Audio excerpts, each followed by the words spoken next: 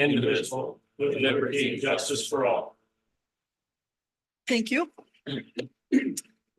First thing on our agenda is the consent agenda, which consists of approval of the minutes of 6/4/24, payroll, vouchers, approve and sign monthly earnings and collections from clerk of district court, and the sheriff, approve and sign lease renewal for Reagan and Clark, approve and allow chair to sign public health contract, approve and allow chair to sign letter for crisis intervention, approve TANF CPI grant final application, approve and allow chair to sign WellPath amended contract, and approve and allow chair to sign state library additional grant request.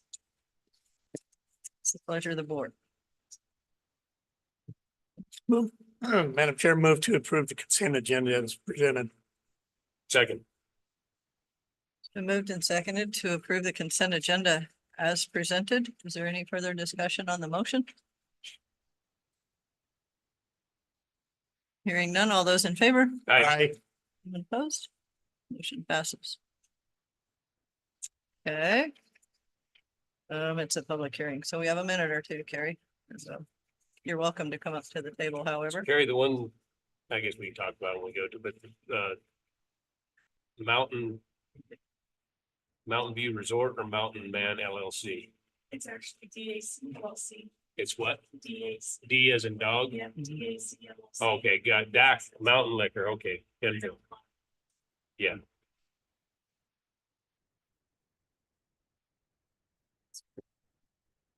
Okay, thank you.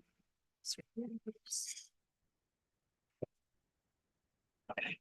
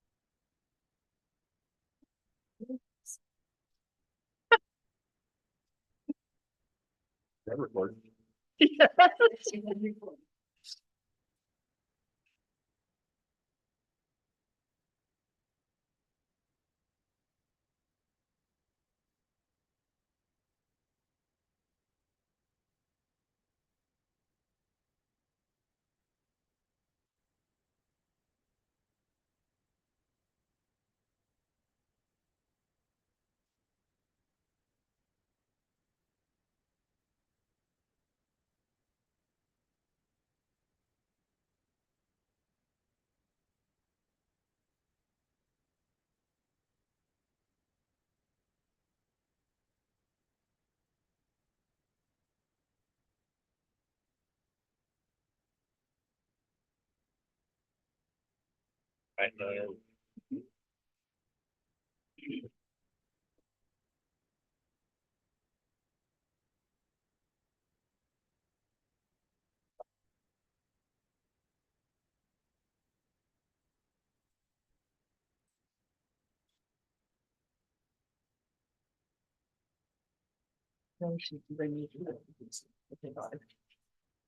She's back in Washington, but her term was up this year anyway. And they can't renew. Their library board has some bylaws about only 2 terms. Only 2 terms. So Jeff is done also. We have 2, one for Cody and one for Pal. So we'll be making some choice.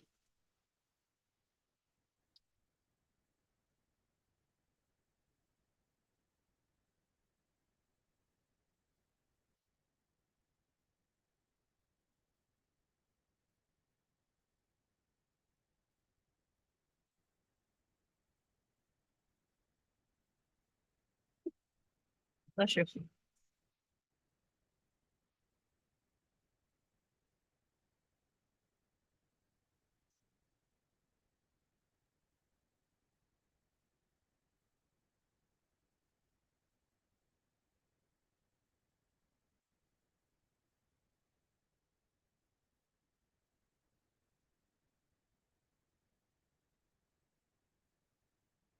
These are the-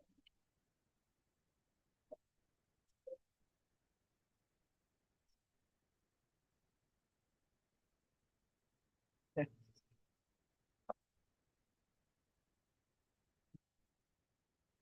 That's right. Almost.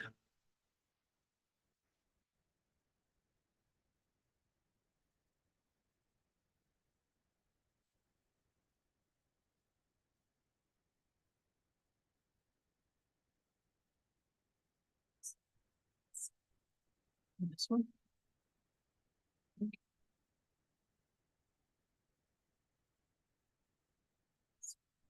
Oh. That's just that one. It's okay.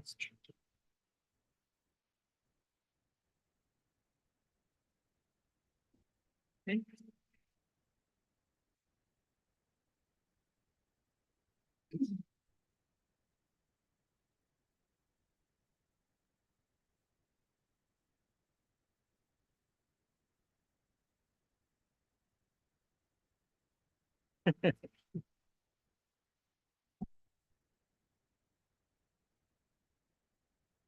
Okay.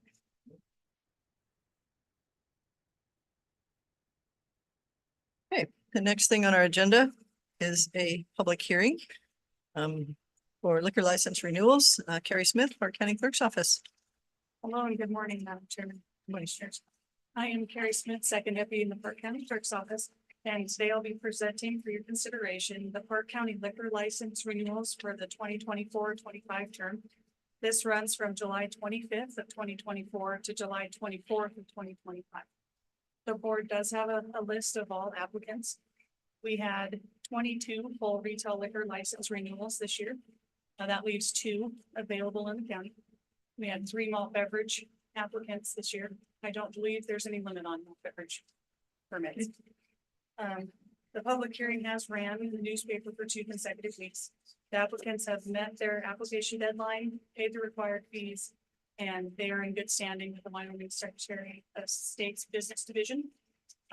All applicants have met the requirements of the State of Wyoming Liquor Division, except for DAC LLC, doing business as Mountain Liquor.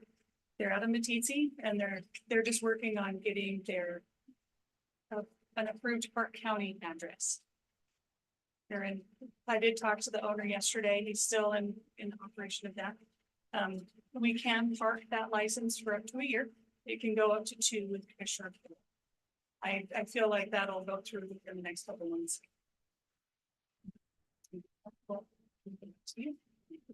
Madam Chair, I'm going to move that we pull DAC LLC and Blue River Ranch Outfitters LLC for separate consideration and move to approve the rest as presented. Second. It's been moved and seconded to pull DAC, Mountain Liquors and Wood River liquors licenses and oh, geez. Oh, Oh, that's right. Thank you. Is there any public comment? Madam Chair, I move we Well, I've got a, well. Let me ask another. Is there any public comment? Any, yeah. No public comment? Thank you. Madam Chair. Okay, I move we close the public hearing. Second. been moved and seconded to close the public hearing. Any discussion on that motion? Hearing none. All those in favor? aye. Anyone opposed? Okay, public hearing is closed. Okay, Okay, Madam Chair, I Okay. make a motion that we pull DAC LLC and Wood River Ranch Outfitters LLC for separate consideration and approve the remainders as presented. Second.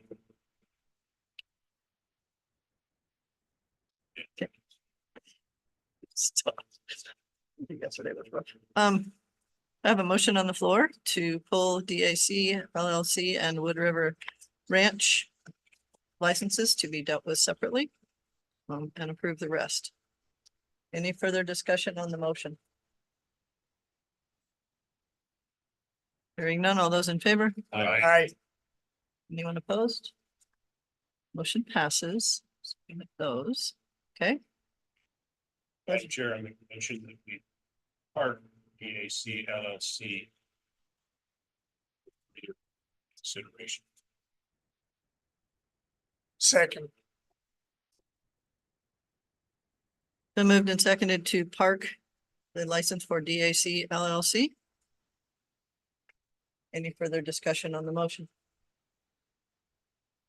Hearing none, all those in favor? Aye. Anyone opposed? Okay, Madam Chair.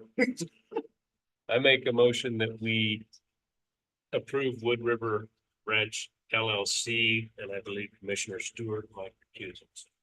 I will recuse myself. Madam Chair.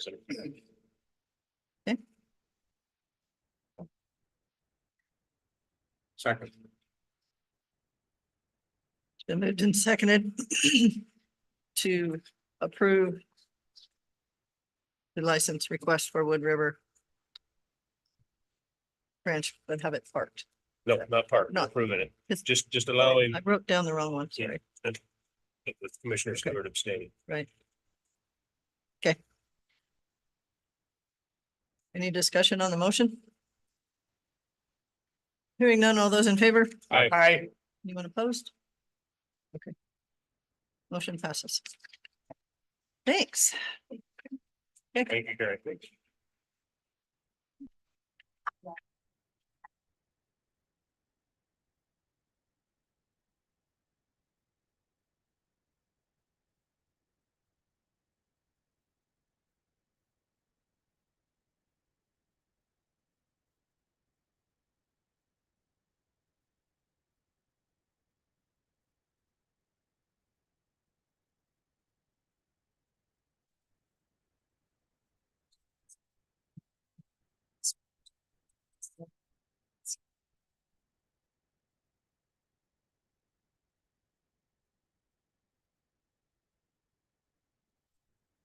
Okay.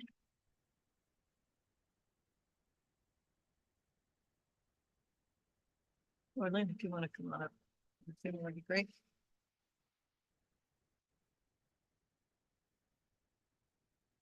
Good morning. We're a little bit ahead of schedule, but it's not a public hearing, so I think we can move forward if it's okay with you. Okay. What we have is Loyal Beck with Globe Life Family Heritage Division with an introduction and some updates. Yes. Hi, everyone. It's, some of you will remember me. I was here 4 years ago. And, when we visited before, you guys approved to make Globe Life Family Heritage an optional benefit for, the county. But there were some restrictions. And the restriction was that, if I remember right, if I'm wrong, is that like, the library, the meeting place I could go to, but separately, because they're separate, accounts, right? But that the that we would take my flyer, we would take my flyer and we would put it in the benefits packet so that everybody would be able to get one, but that I wouldn't be able to go in through the courthouse and solicit. So so that's kind of where we went with it, and I'm so grateful. Thank you so much for letting me do that. But I do want to let you know that, so this is kind of a report. I've had 3 people call me. Now, how many employees do you guys have? 200. Okay, our standard is 3%. We didn't even make the 3%. So, this is not the best way to do it. And so my motivation in coming to you today, let me explain. I want to be really frank, but I don't want to sound like I'm bragging. But I am a top producer in a Fortune 1000 company. And I have probably 1,000 clients at this point. I was new when I first started. One of the things that makes me one of the best is that I have a really high AT ratio. And these people don't drop on my friends very often. And I think it's truly trust. And so not to, I want to bring that up so you know that if you guys trust me to going the next step on this, I will not trade trust. But my why, and this is why I want to come in. Since we've met last, I've had a family in Moreland that our company has paid out $12,000 for athletic injuries. They have several boys and we paid out for 3 injuries. I have a family in Laramie that we paid out $23,000 for a car accident. I have a man in Powell that got cancer and we paid in that over $11,000. And that is still coming at this point. And I have a family here in Cody that it's still coming in as well, but a work-related accident, $20,000. It hasn't finished yet. So now I'm gonna tell you, this is how what we do. We pay out directly to you if you have an accident, cancer, right? Stroke or ICU. We've also had some babies that have been born preemie that have paid out thousands and thousands of dollars to since I've been here. And it's to me, it's incredible that we pay you and you can use them. Because some people it's their deductibles, some people it's they're traveling back and forth to buildings, or you know, Salt Lake or wherever they have to travel, that they use it for. But the three stories I'm going to tell you about constantly are the ones I didn't sign up, but I could. And one is my son's roommate. He knew about it. And he got another job and was going to sign up. And 3 days before he was going to sign up, he was in a major accident. He could not come. And he was out of work for 8 months.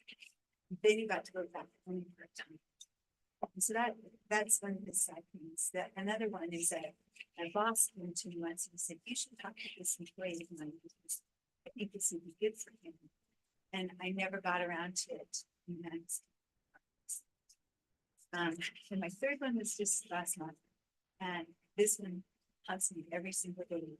I don't want to say too much about it because these are all from a different base, and I tell you, I just know exactly what I'm talking about. But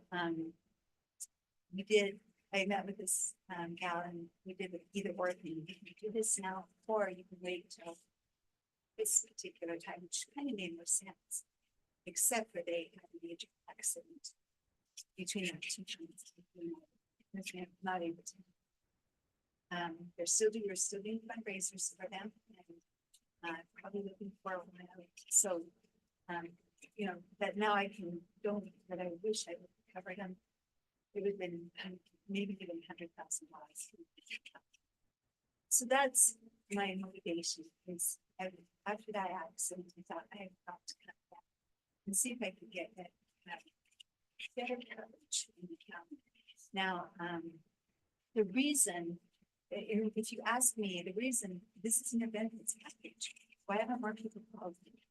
I'm going to say it's because how many of you guys have ever gotten for information and you take it home and you're like, okay, I'll look at that when I need it, and you stick it in a file or you stick it in a pile and you never. I am guilty. I do that all the time.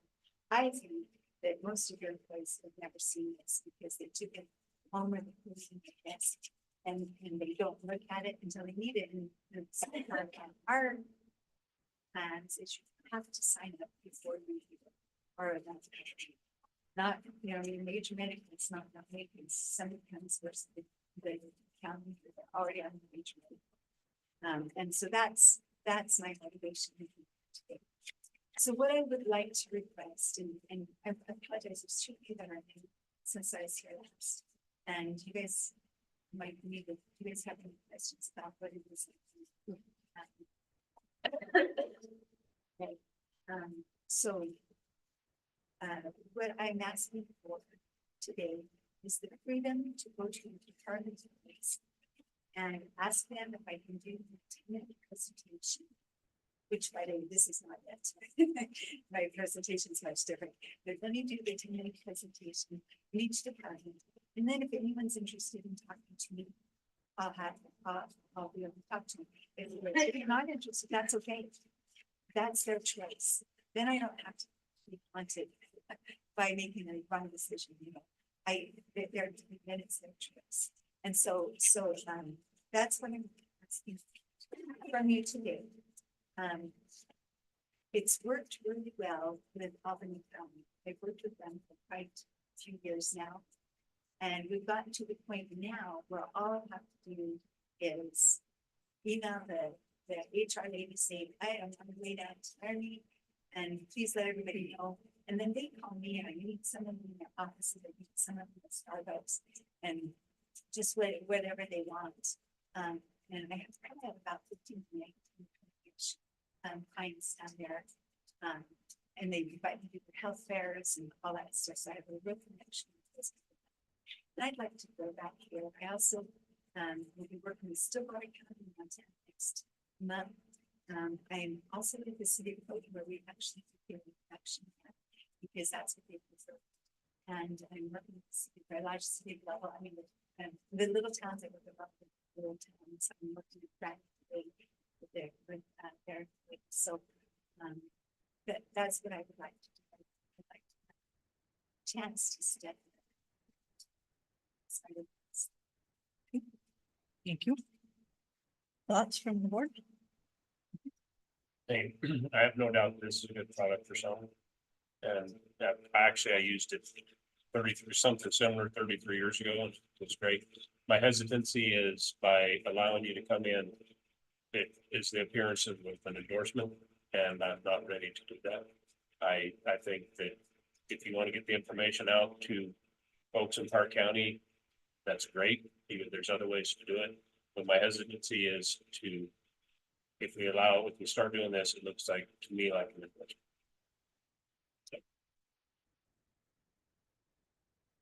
Other thoughts? Madam Chair, I kind of agree with Commissioner Livingston. My only thing is, I guess if the department had wanted to, but again, I think we opened the door to a lot of other agencies to do this, and I mean,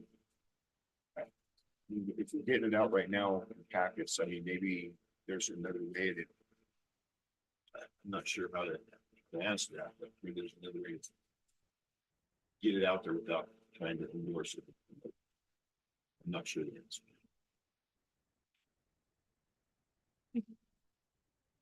Any other thoughts? I just had a question about our regular insurance. When we negotiate with our group, how is this different from the regular insurance that we have through the county anyway? I'm asking our HR person. Can I answer that? Yeah. Okay, so, regular insurance pays your doctor and your hospital. We pay you. Okay, and when you're in a major, when you have a major, we are the only thing that pays you. And it does not take away from what and so what we're going for is we're going to save the finances. We're going to have financial devastation when you have a major event. And I've been a public employee before. I know that your insurance does not pay everything. Absolutely, the people that work for the county probably do not make a lot of tons of money, because they're public employees. And so if somebody has one of these major events that talk about happen to them, it is going to be financially devastating, even if they have major medical insurance. Well, look at cancer. Cancer, even if you have major medical insurance, you're meeting that deductible every year you have cancer. And some people have had it 60 years and they're still making that every year. And so it can be very financially devastating. So that's the difference. Is there a large difference, or I don't mean to bring up a competitor type thing, but Aflac? Okay. Thank you for bringing that up, because last time I was here 4 years ago, we talked about that considerably, because Aflac had just been dropped by the county. So the county has done this before. We're very similar, but what makes us different than Aflac is, one, we have no caps or limits. With Aflac, if you get cancer, they give you lump sum when they're done. And now you have a pre-existing condition, so that none of the others can pick you up. I've met several people that have had that happen. They met their max and they're still dealing with their cancer. The other thing we do different is we have what's called a return premium, which means that, you're gonna get your money back 100% if you stay with us till your maturity date, which is 25 years. Either through your claims or through a return premium. I have a testimonial from a family in Cali. They got their money back. A lady in Laurel got all of her money back, and then her husband got cancer after that, and still get out for the cancer as well. So, so that's another thing that makes this difference. We do everything post-tax, which means we'll never send 1099 returns out. Even for the return premium, we do not have to make, we do not have to pay taxes on that. We also do VPAT in addition to workman's comp, which the family from Cody is finding out right now. Many of the other supplemental insurances do not. Also, we have a 4 out of 5 rating with Better Business Bureau, and most of the rest of them are between 1. Some of them are lower than 1. So that's the main. Also, I'm going to say that when my clients have something, I always tell them to come first. I work for you. I'm going to walk you through it, and we're going to do this together. You're not going to do it. And a lot of my clients really appreciate that. So. Do we have any hesitancy with it still remaining in personnel? Madam Chair, I mean, you could actually send an email, I suppose, to our department heads with the attachment. I don't think we can really bar, wouldn't say it was an endorsement from us. As far as, the solicitation of it. But we get solicitations all the time. And like the Commissioner Livingston said, we just don't want to feel that they're saying this is a great deal, this is an endorsement from the commissioners. That's where, I'm a little hesitant on that, but can't really bar you from sending emails out with these attachments to our department heads. We actually call this an optional benefit. And when I work with all the corporations and the companies I work with, it's called an optional benefit. People can pick it up on their own. Yeah, and that they realize that. I don't, I understand what you're saying about being an endorsement, but when it's an optional benefit, it's not usually seen. Madam Chair, Colleen, and now maybe but do we allow anyone else to set up and sell anything in the courthouse? Not since Think we do? we made Aflac, the rest of it Aflac. Handle that, so. Payroll deductions got to be with pay, and you can't tell one yes and one no. We do have people that will come in and say to me, this is informational, would you email it out? So I do sometimes email things out to all mailboxes. But then it's their fault. I mean, it's out of our hands, but we're giving them the information that's been given to us. And that's kind of what I see with this is if someone wants to set up a table and sell something in the courthouse, that's not what we do. And that's where I see this. I mean, providing the information is great, but I'm not ready to go down the road having you sit down and meet with folks there in the courthouse.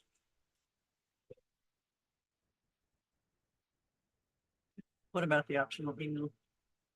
If she wants to send the information to Colleen and she puts it out, I'm fine with that. But like, again, sitting up there right there and then who's thinking, I hate this, but it is true. Who's next? Who's next? Who's next?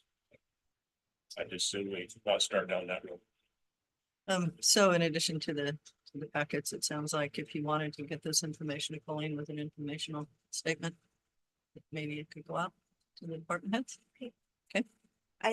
I'll take it. Okay. That's better. That's certainly better than nothing. It just, like I said, it's the industry standard is like less than 3%. We'll read it. But like you said, there is always a back door, and I have found a lot of back doors because I have more county people on the plans that have found outside. Okay, well, we'll try that. All right, All right. thank you. Thanks. Thank you for hearing me today. Sure.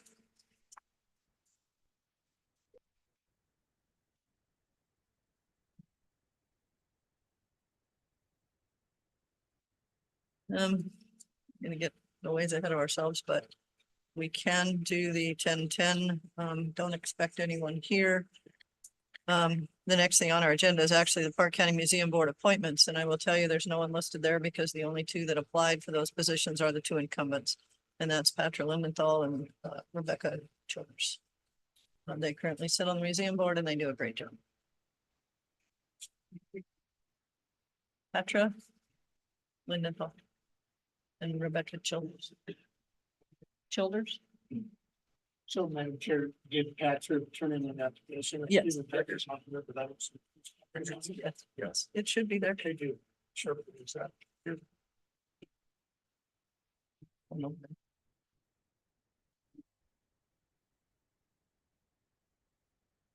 They're probably gonna show one of one because of the way they're listed. But they should be here. Okay. Yeah, I got both of them. Okay. Madam Chair, Yes, sir. I'll make a motion that we reappoint Rebecca Childers and Patrick Lindenthal to the museum. Second. Motion and a second to reappoint Patrick and Rebecca to the museum board. Any further discussion on the motion? Did I get that one right, Colin? Okay. Hearing Second. Lloyd. Hearing none, all those in favor? I, Anyone opposed? Okay, thank you. The next item on our agenda is pretty timed because we are doing an interview, so we'll have to wait. So if you need some coffee. Okay. Yeah. Hey. You find what we discussed earlier? Yes, they did. You did? so Madam Chair, we have 4 interviews for library board. For 2 slots. For 2 slots. Yes, both of the people leaving the library board are not eligible to reapply. One is Pat Stewart, so we understand she has moved out of the county. And the other one is Jeff Bauman. And the library board has bylaws that you can only serve 2 terms, and he has turned out, and he also said he didn't want to do another. So that's where we're at. So we need 1 Cody, 1 Powell. Susan. I don't know. So come on in, you're fine. Are you due to meet with us? And you are? Okay. Sharon, if you want to go ahead and come up to the table, we're running quite a bit ahead of time. So let me sign a few things. Well-oiled machine. Let me sign a couple things here and we'll be ready to go. Got a couple of commissioners that are grabbing some coffee.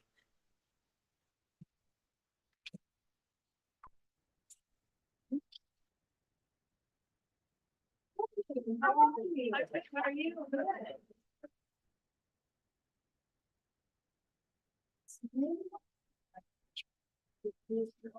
Oh, you're here all the time. Yes, you are. I'm ready to go. Awesome. Yeah.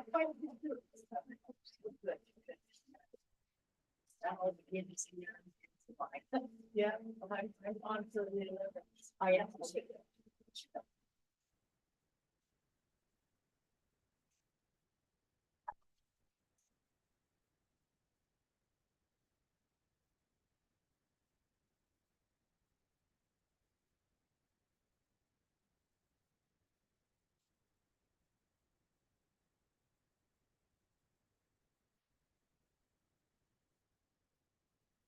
So Scott will be back in a minute, but if you want to go ahead. Another batch.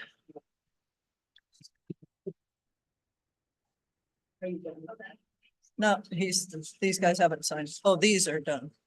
Yeah. Yeah, and the payroll stuff is done.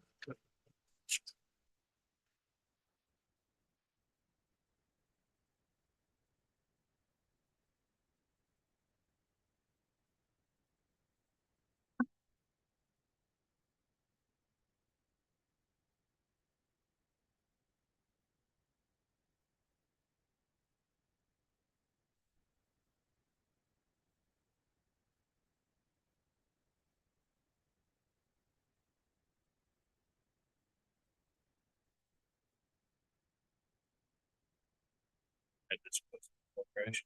Oh, yeah. Similar, I can't remember what they called it. Just Roy signed up for it Oh, before geez. we went to Alaska. Wow. And at that time, I think they paid us like, I think I got 20 grand from them, which I needed. Yeah.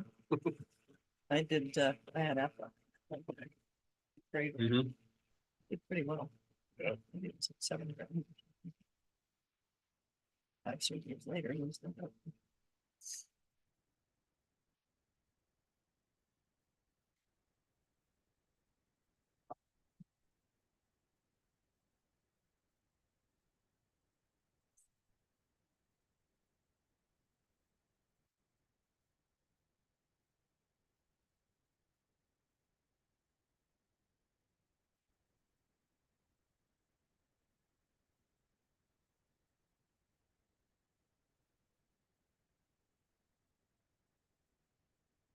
You want us to go ahead and wait, or you want us to wait? Yep. Okay, the next thing on our agenda and moving forward is an interview for the Park County Library Board. This is Sharon Smith, interviewing, and she would be, a Cody position. We have one position in Cody and one position in Powell available. So Sharon, if you'd like to tell us a little bit about yourself and why you're interested in the library board.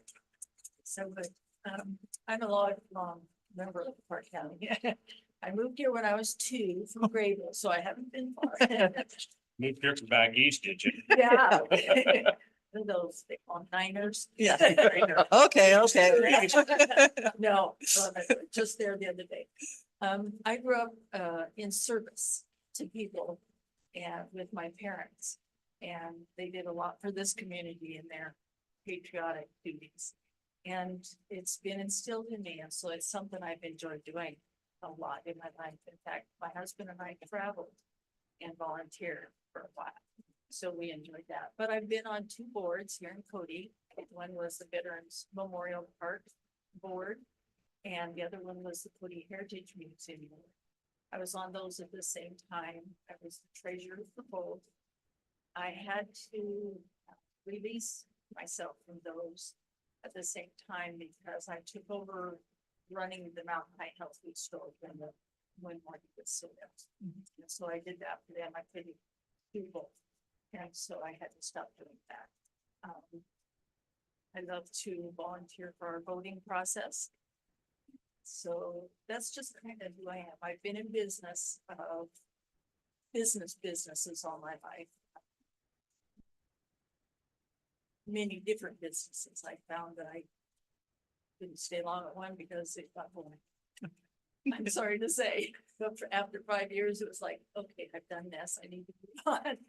But Kobe's my home. It always has been, and would like to serve on the library board because I love the library and the projects that they do. It's just very important to me to go ahead and serve again. Okay. Questions? Just what would you bring special to a board? Well, the experience I had with the others is, I don't micromanage. I'm there to be sure that the things are being done, what they need to be done. If there's questions I can help with, if people have a problem, maybe I can help with, but I don't tell people what they have to do. Cause I'm pretty sure the librarian and everybody else knows their jobs. And so I don't want to step into that and do that, but I'm there to help if assistance is needed. Every board is different in some you're fundraising and some you're not, and it just varies. And I'm pretty adaptable to that. Our particular library board right now, whether they change anything or not, meets on an afternoon during the week. I think they're Thursdays at 2 to 3:30. Is that workable for you? Yes, it Is is. that a big change? I'm not committed to anything right now. Okay. Except my husband. That's My other question has to do with kind of the world as it sits right now. One of the things under fire is libraries. And I don't know if you have any thoughts or feelings, or everything's neutral until something comes up. I mean, just I think it would be a great loss to the community if the libraries didn't exist anymore. Especially with ours, I kind of follow what they do and the programs that they put on for the community, the availability of information that they have, and they're so willing to help no matter what here. And I truly believe it would be such a loss to communities to not have that library source to. Thank you. I usually ask if you have board experience, and it's obvious you do have that in spades, so thank you. Hi Sharon, thank you for applying. Do you have any specific goals or issues with, if you report to the library, what that you'd like to achieve? No, not having been involved with that end of it, just coming and enjoying the library as I have. I have to get in and learn what's going. I think is the main thing. Keep it going and encourage them to what they're doing, their programs. I think it's the biggest thing I want to see. And then if there's problems, address them. But not having firsthand knowledge of the board, it's really hard to say. Commissioner? Sharon, thanks for applying. One of the hot topics you see in today's society is the censorship of books in library. What are your feelings towards that? I have very strong feelings towards that. In fact, I wrote a letter to the editor about that. I think it's the parents that need to be involved more. Somebody from the community should just come and say this book shouldn't be there. When the school was having trouble and they said they shouldn't have the color purple there, I called up the librarian at the school and I said, can you tell me how many times this book has been checked out? And she says, yes, I can. And in the last 3 to 5 years, it had been checked out 3 times. And she says, and one of those was just recently the superintendent because of this. And it was a great compliment. She says, I wish more people would call and talk to me. I think it's the parents that need to know what their kids are reading, what they're not reading, and they encourage them in that direction. If there's any question that, I think that's the first place to start. I don't think as a citizen, I should walk in there and say, I don't like this book. I don't think it should be in the library. That's not my position. And it bothers me and it scares me back to Hitler's times and I don't want to see things like that. So, Thank you. Thank you. Okay, anybody think of anything else? Okay, anything else or do you have any questions for us? I just appreciate anybody that's on the board and does that kind of thing. It's wonderful. Thank you. It's something I've enjoyed. So Good. Okay, well, we have several other interviews today, as you're aware, and we'll work through them and we'll let you know. sounds great. Okay, Thank you so much. Thank you. thank you.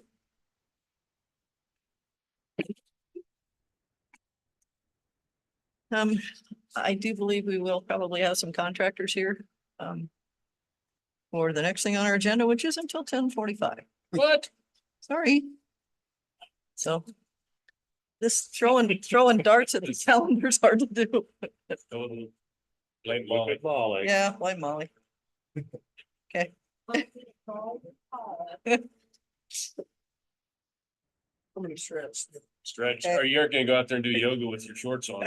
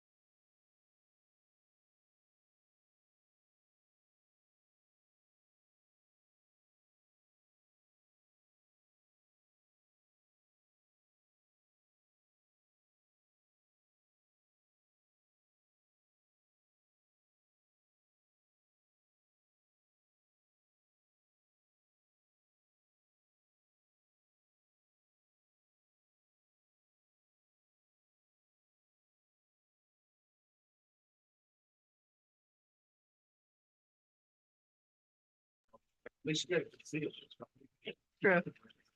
That's true. Appreciate the print size.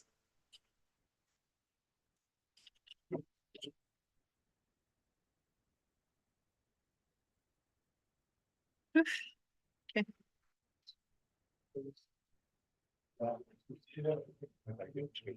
don't know. If you get to vote twice, I have no idea.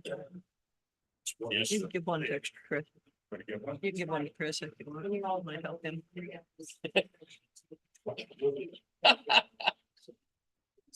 You suck too. Uh-huh. Go. Hey, I'm just stepping back into a meeting, but good deal. See ya. Go ahead. Oh, what? A pen? Yeah, you have extra. Yes. 10-4, later this afternoon. Thanks. Bye. I'm gonna get some. He said he's pulling back his retirement papers because he drew everything he applied for.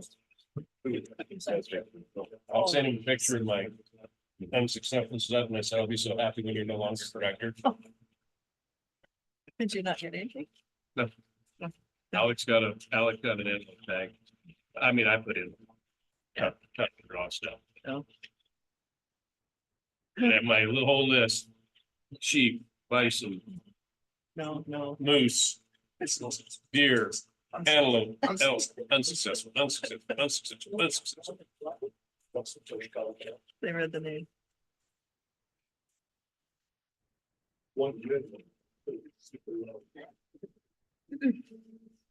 We're ready when you are around there. Well, I didn't know if you were expecting any others that may wander in. We've got, I doubt 2 or 3 it minutes. because the one bid is here and then the other line of drawouts.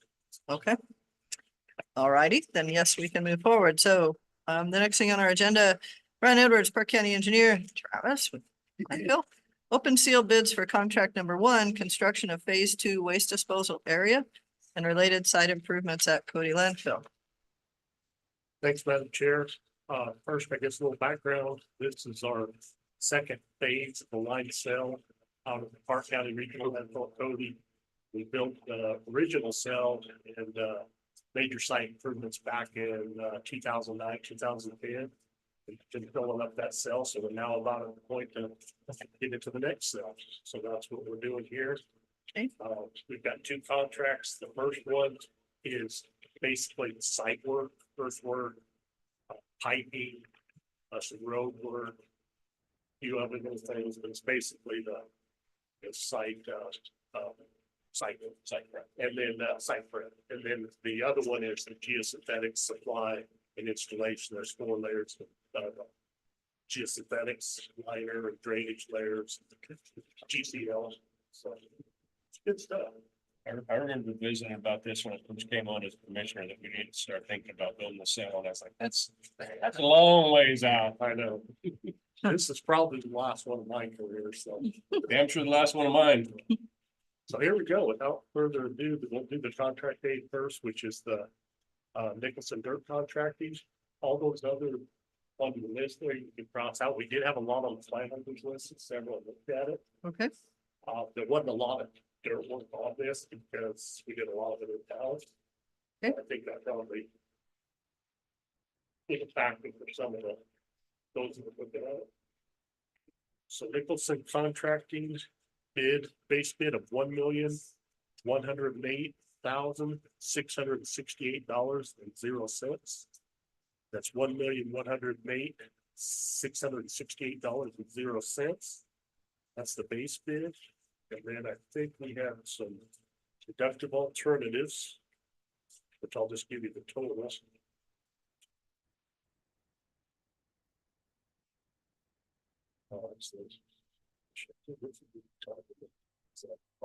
I'll just give you 4 numbers if that's okay. Okay. So the first one, deductible alternate A1, and you just gotta make some notes. $1,000, and that's if we don't require an on-site temporary office, Okay. which we probably won't. And then about to deduct if the owners to provide the gravel, washed gravel for the under drain, that's an $89,000 deduct. Okay. And then A3, which is deduct for the owner to load transfer and deliver pit run material for the road construction. That's a $23,000 deduct. And the amount to deduct if the owner is to load transfer and deliver crushed gravel for the road construction. That's a $12,000 deduct. Okay. And Chair, so that's the plan. We're gonna do that. I'd like to maybe talk it over. A lot's gonna depend on ours, because we're talking road, whether road bridge can squeeze it in. So I need to probably talk with them a little bit. Yeah, I don't know what this, but I want to kind of see how the other numbers run. Okay. If that's okay. And then I want to kind of run and see if we can do it cheaper. So I need to do a little more analysis there. But the second one that Travis found, the oil synthetics. So Nicholson was our only bid on the price Nicholson's the only bid. site preps, okay. First one is Northwest Lining out of Kent, Washington. Yeah, Northwest Lining, now they're lining out of Kent, Washington. I don't think any Wyoming preference will enter into this contract. Yeah. Bid price, $936,470.00. That's $936,470.00. Okay.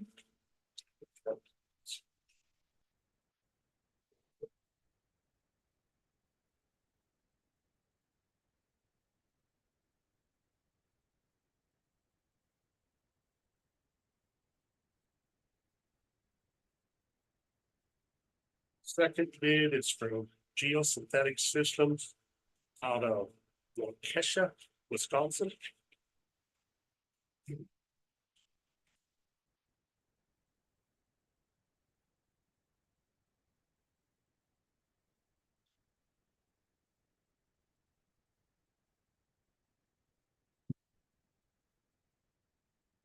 Base bid, or base bid, the total bid for contract B, $937,328.82.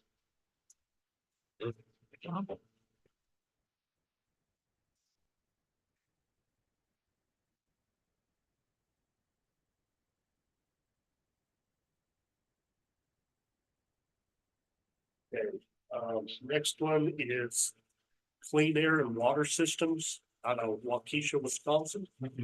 No, that was. Dowsman, Wisconsin.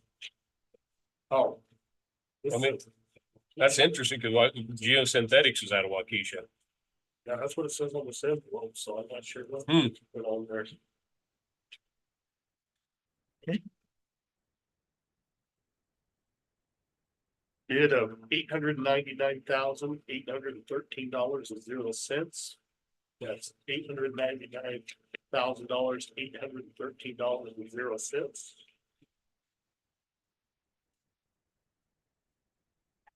Maybe they borrowed influence from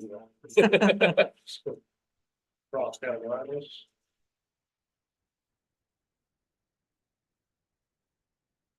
Okay, here's Patriot Environmentals. They are out of Beaker, Oklahoma. I think I said Oklahoma City. It says I'm gonna be. It says. You got Signal Hill, things scouted California. like. Signal Hill, California. Really? Okay. I've been stuff out here, Meeker, Oklahoma. I don't know what I did. Okay. Total bid, $841,711.67. That's $841,711.67. I might also add that there's quite a bit of qualifications based in references that it's part of this that we'll check. At least those few top three items. Next one is erosion control applications. And this one's out of Anaheim, California. Got that one. You got that one. Okay.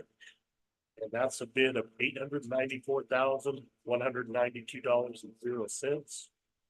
$894,192.00.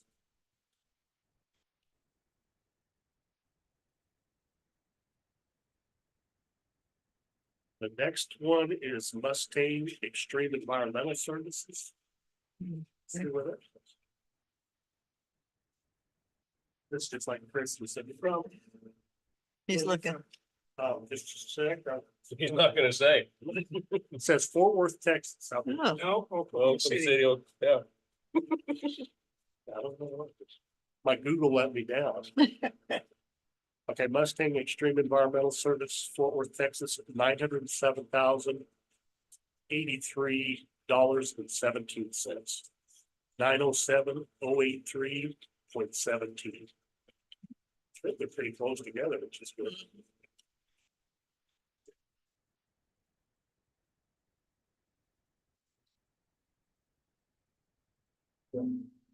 Okay. This one is.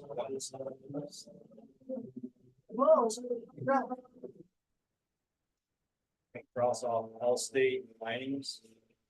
Yeah. We have one that wasn't on the list that was probably through a plant. This is called Vindex Liners, Vindex Liners. And they're out of South Hart, Hert, North Dakota.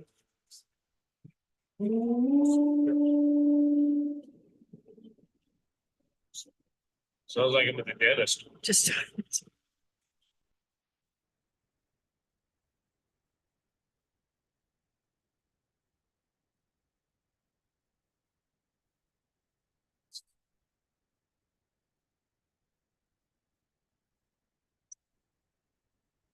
Okay, Commissioner Livingston, you got 9? Never mind, Commissioner 2. That's not a knife. Yeah. Anything bigger? Keeping my. It's not the size, it's how you use it. Impact for energy there. What's the benefit? North Dakota.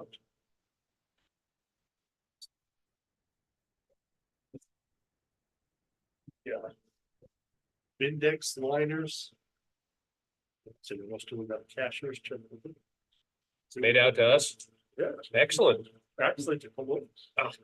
That's even better. Their bid is $851,898.00. What was that? I should try to We type might have to go up there. I'm trying. I've sent Trevor 2 messages, but I'll just call him.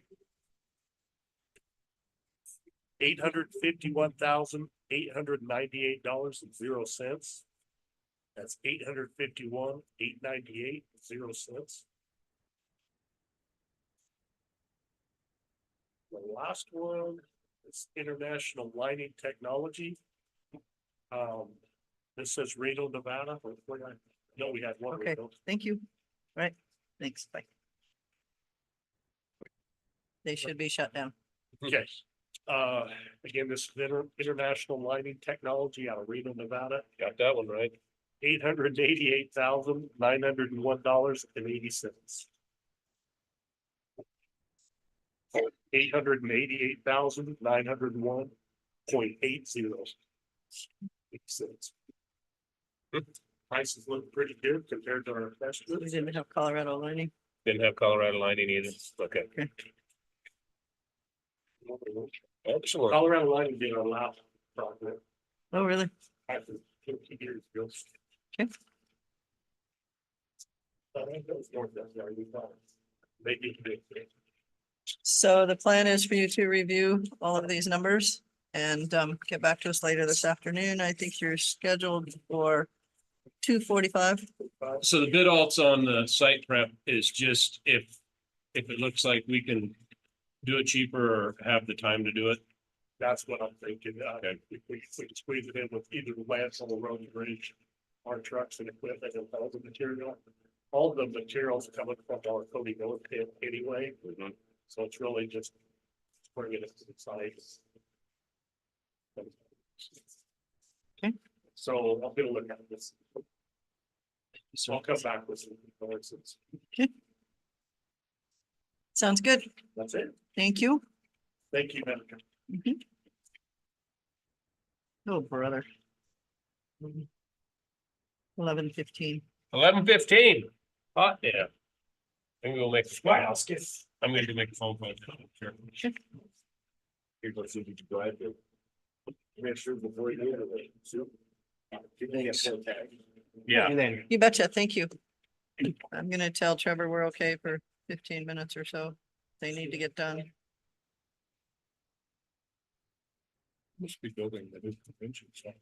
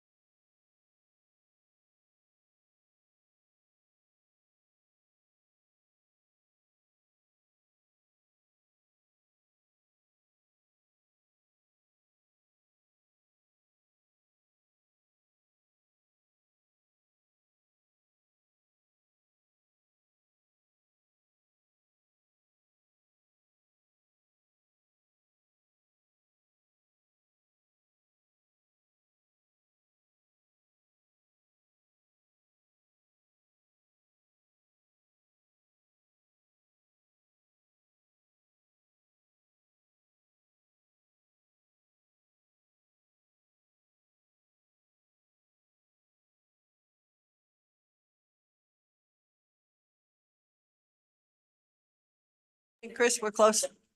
Thanks.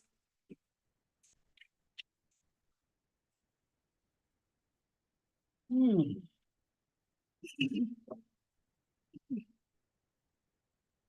the next thing on our agenda today is an additional interview for the Park County Library Board. Patty Kearns. Come up and have a seat. That's where we'd like you to be. Yes. These meetings are recorded, so the mics kind of help to be able to hear afterward.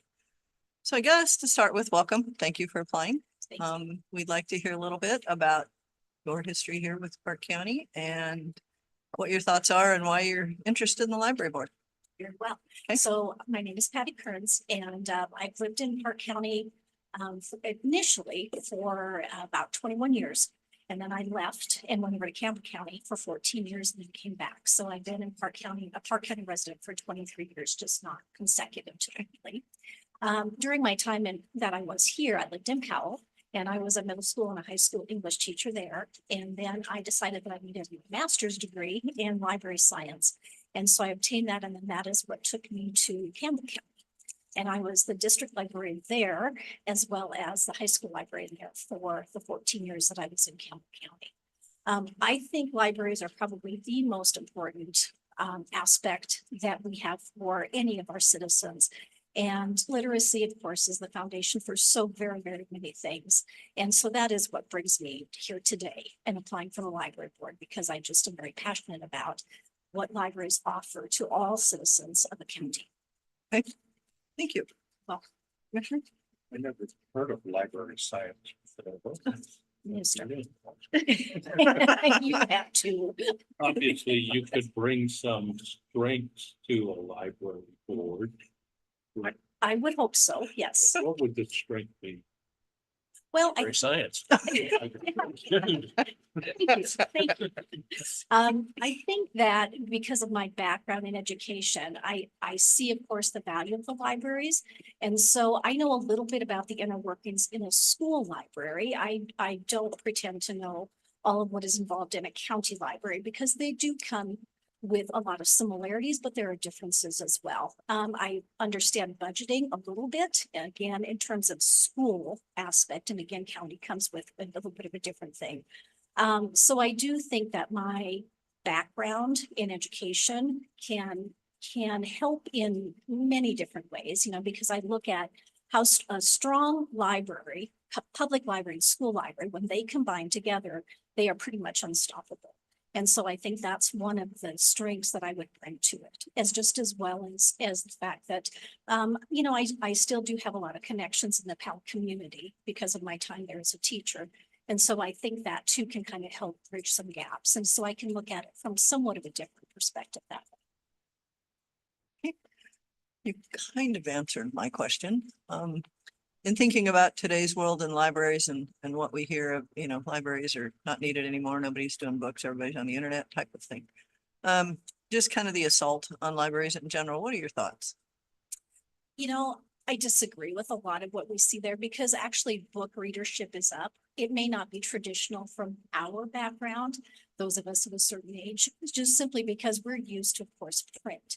And there are a lot more ways that, of course, people are accessing libraries now. You look at how libraries have changed in our lifetime, and libraries offer so many more things to people. They have help with tax preparation. There's information, just even recently when we were looking at property tax relief for people, libraries were offering that assistance to patrons that way as well. So libraries are not just about print text. They go far beyond that. But once you get people in the door, I think very, very earnestly that then they are also going to be exposed to the other things that libraries offer, such as, of course, books and reading. And we have a huge digital database. Wyoming is incredibly fortunate to have, through shared purchases, the ability to help people with their genealogy or to help them with forms for buying a house, or, so the libraries are very, very, very rich, and they're very, very, they have a lot of depth to them now. It isn't just about books any longer. Thank you. Thank you for applying. Have you, what board experience do you have? Have you sat on any other boards? I have sat on this board back prior to my leaving Park County. And so that, other than that, I have been on different education boards. I was on the Share Purchases Board through the state of Wyoming, which of course is the one that's in charge of purchasing databases for the citizens. There have been a number of, let's see, I've been on the Education Association boards in Park County and of course also in Campbell County. So a number of different board experiences that way. Thank you. You're welcome. Patricia, thank you for applying. Do you, if you were selected to be on the board, do you have any specific goals or issues that you would like to see through? You know, I don't think there's anything real specific other than continuing to build a good partnership between the schools, of course, and the public library. I think there's a lot more outreach that we can do as well to maybe bring more citizens into all of our libraries. And I know the Meeteetse Library is a little bit unique in that it's both a school and a public library. So that comes with a couple of interesting challenges and opportunities as well. So there isn't any one specific thing. We have got an amazing library system, and I would just like to see that grow and again, kind of spread out even to more county citizens. Because just in talking with a number of people, I'm always surprised that they don't know what's going on in the library. And I think there's got to be another way to get that communication out. Thank you. Well, Yes, Tricia, thanks for applying. In today's climate with the censorship of books and the stuff that keeps coming up, how do you see that or how do you deal with that? so, as I said, I was in Campbell County, and Campbell County has had a number of challenges and a number of problems with that very topic. And again, I think one of the things is we need to keep in the forefront of our minds is that this is a library for everyone, not just one sector and not just one section of our community. And so that's something that it's going to seem probably like I'm not really answering this question, but I think that is the key in that we are providing a service for everyone, not just one individual. And so again, I think it's about education. And I think it's about showing people just what the other opportunities are that we have here in the library and making it a valuable place for everyone. One more thing, the library board meets on a Thursday each month from 2 to 3:30. Do you have, that's what they do right now. I don't know if they'll stay there or not, but anyway, is that schedule conducive to your schedule? Does that work for you? It absolutely is. My concern is that this first meeting in July, I actually have to be in Minnesota for a wedding on the No, first. we don't meeting. allow vacations. Oh, shoot. Okay. All right. Well, thank you for your time.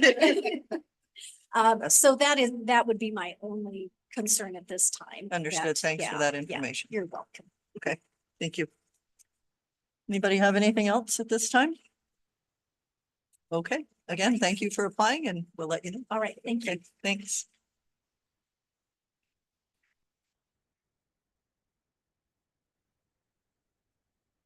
Kind of a little bit ahead of schedule, Jennison.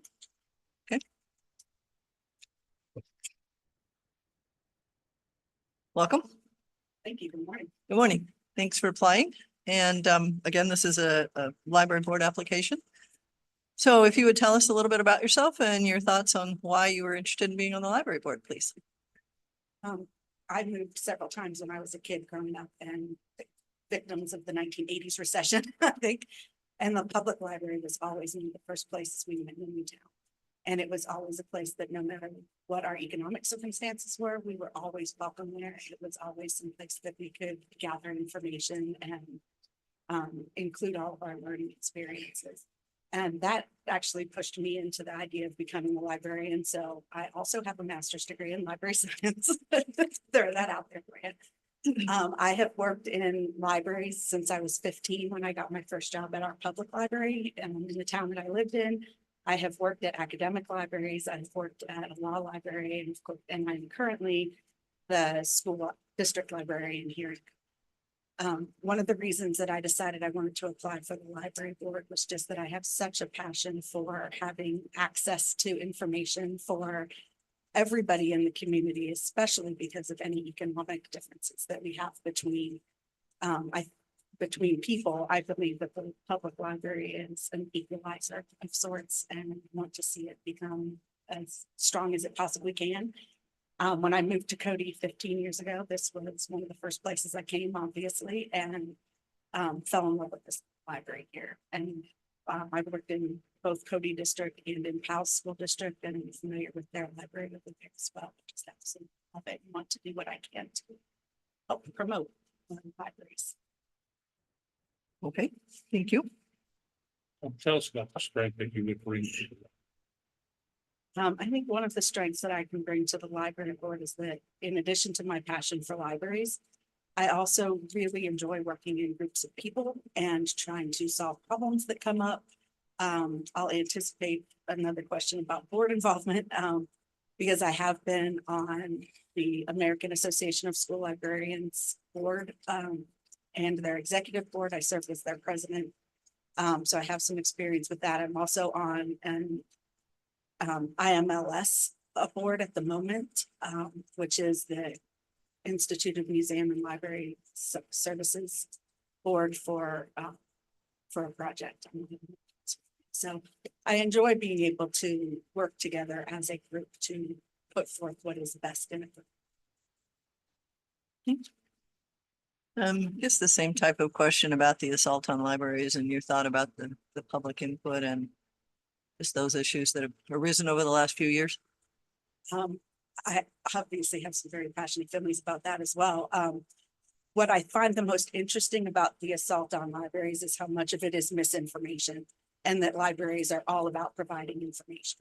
And so the very fact that people are coming up with some very crazy and outlandish ideas of things that happen in libraries that I've never seen in all of the years that I've worked in libraries or visited libraries, borrowed materials from libraries, attended programming.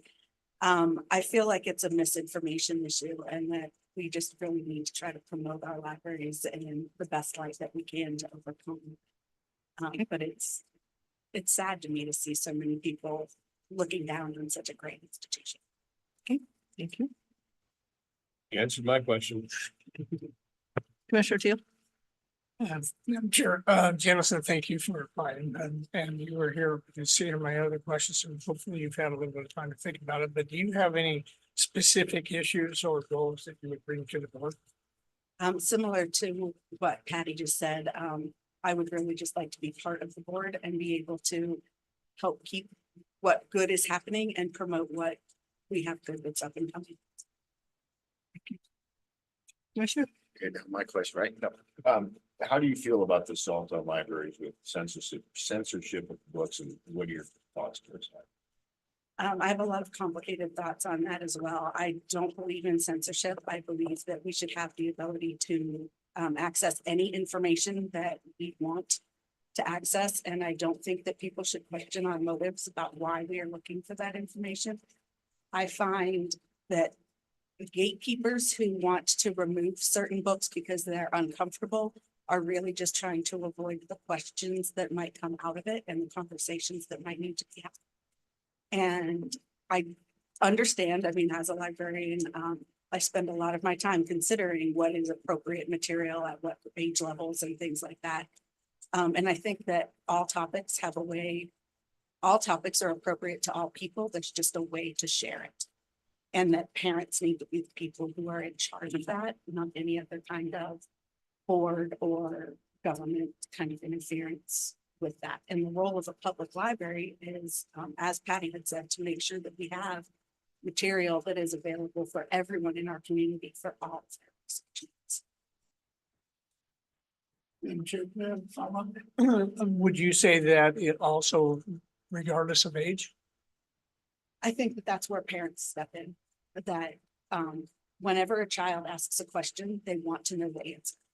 And the best thing for a parent to do is to be able to find out how to share that answer in an appropriate way for them, for their family, for the way that they, their morals and values and things like that are available. And sometimes they might need the library to help them with that. Again, the library board meets on the third or fourth Thursday of the month, 2 to 3:30 in the afternoon. How does that work with a work schedule? I would definitely probably have to run that through my supervisor, but since part of my position in the district is collaborating with the public library, I think I can probably manage that. I do also happen to have a conflict with July because I will be traveling with my family. What is it with these people in July Yeah. vacations? Yeah, I know. But No that's the problem. way it falls this year. No problem. Okay. Anything else? Thank I you. think we're good. Thank you for applying. Opportunity. Okay, thanks. I think since our next candidate is already here, we'll just keep moving. If rolling. it's okay with the board. Okay. Okay. So Park County Library Board application from Tammy Jackson. So I think you heard, good morning and thank you for applying, but I'd like you to just fill us in a little bit on your history here in Park County and why you're interested in the library board. Well, I've taught most of your kids, so we'll start with that. That's true. So you're the problem. Finally. There it is. There it is. Now you know. Yeah, you're welcome. Yeah. You're welcome, by the way.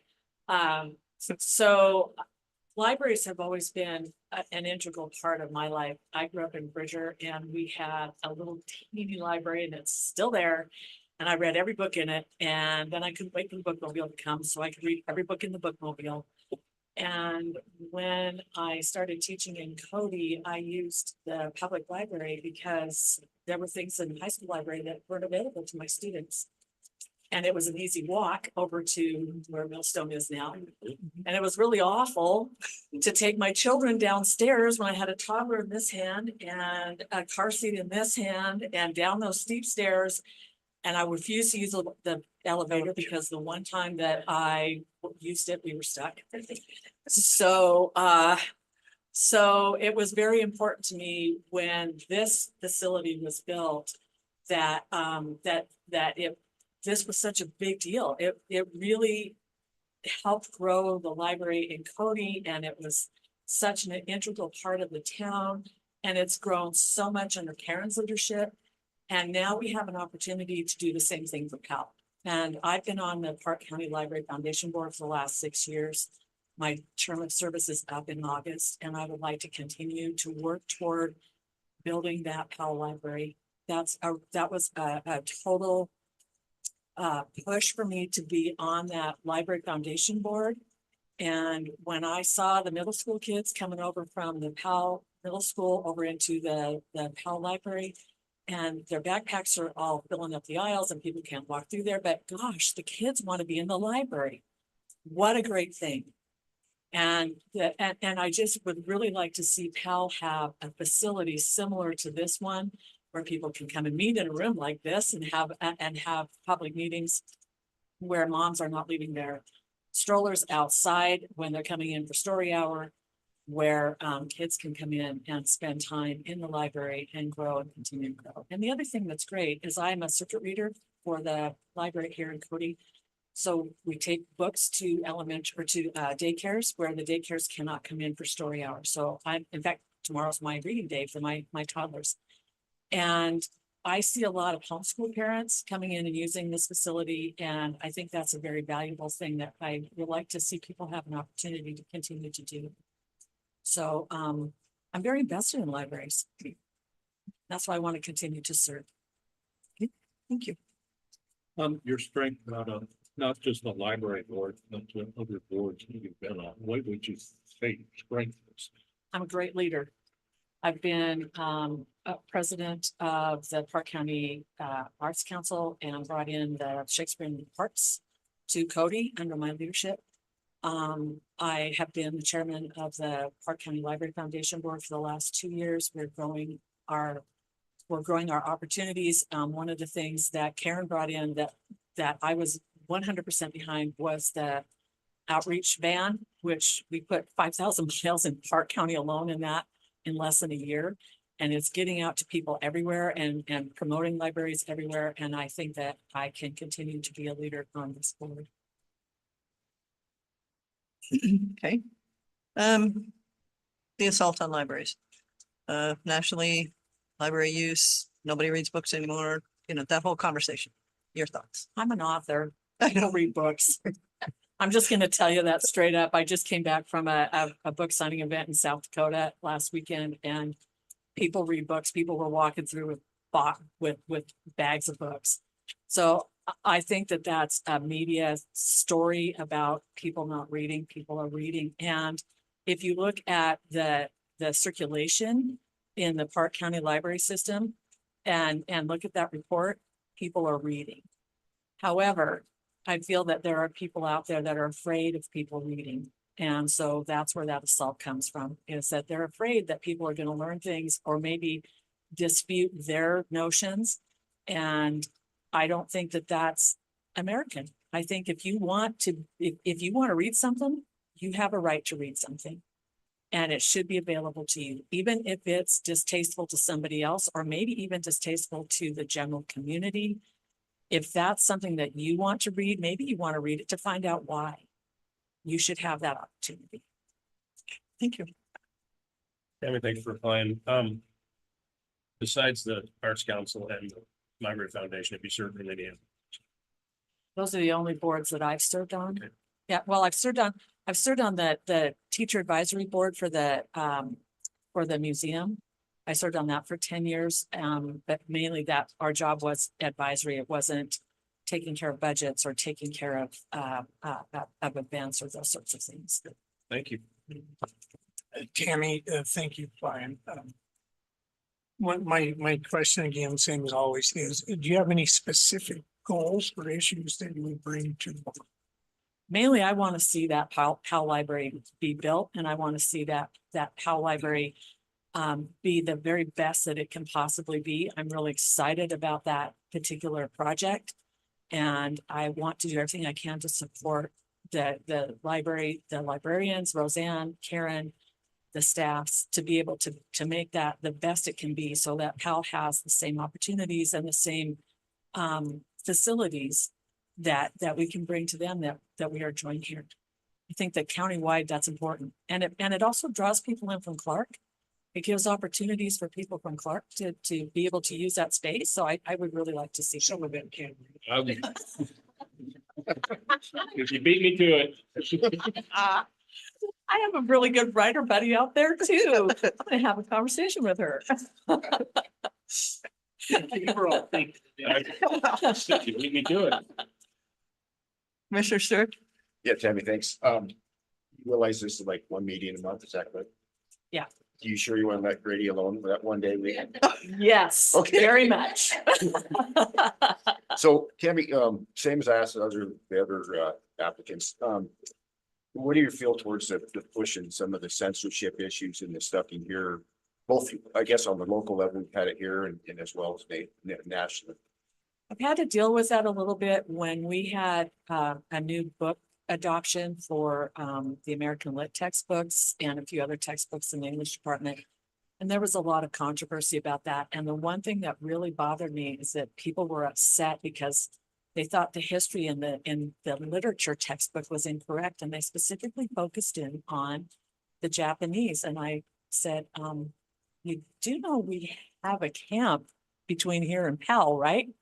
And these people were ignorant of that. They were coming in and they really, I don't think, understood that. And when you censor, what you are doing is you are trying to deny information. You're trying to deny history. You're trying to deny people's life experiences. And to me, that's wrong. So I feel that people should have access, and especially in a public setting such as a public library, people should have access to materials that they want to read for whatever reason they want to read them. And I don't think that it is the government's or an entity's position to decide what other people can and cannot read. Thank you. Again, the meetings are once a month, on that third. Are you going on vacation in July? I'm just checking. No, I'm going to be going to a book signing in August on that weekend. Just checking. But anyway, I'll be here for July. under normal circumstances, the Normal meeting timeframe is okay. Yeah, that works for me. I'm a retired teacher and I'm a full-time writer and I can make my own schedule. Okay, appreciate that. Thank you. Anything else come to mind? I guess the only thing, you talked about not doing budget so much on the other boards, but you do some budgeting type stuff with the foundation board. That's No, pretty much all we do. Okay, okay, all right, just clarify. Okay, any other questions from the mind? Okay, thank you. Thank you. Thanks for applying. Make our decision at some point today and we'll let you all know. Okay, appreciate that. Thanks. Okay. Opposition open and a. We have a Cody position and a Powell position open. Yes, Tricia, Powell. yes.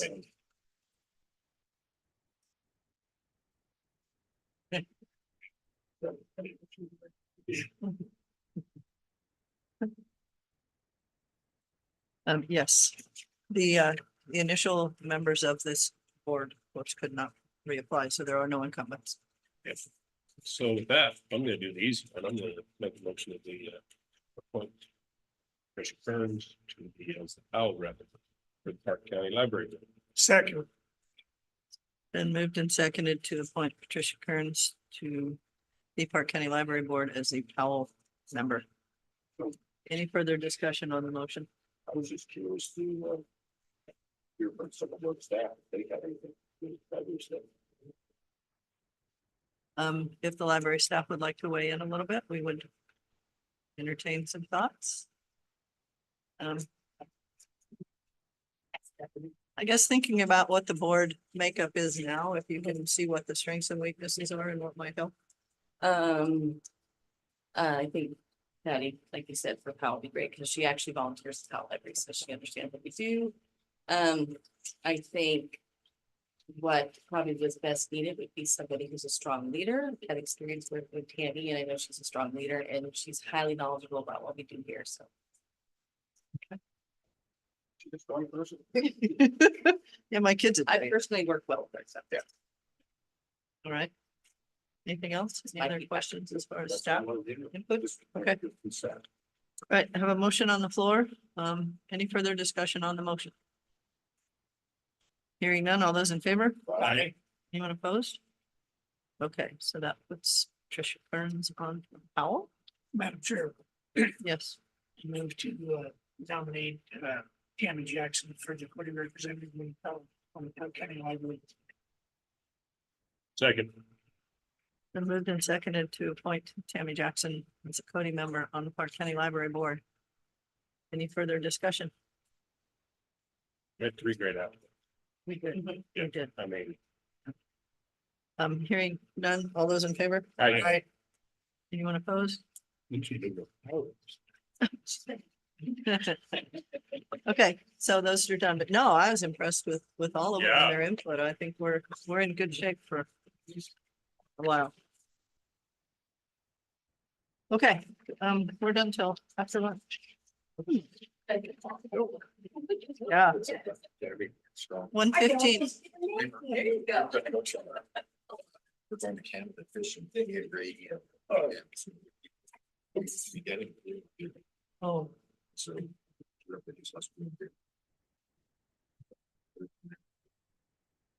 get a little carried away. It's like,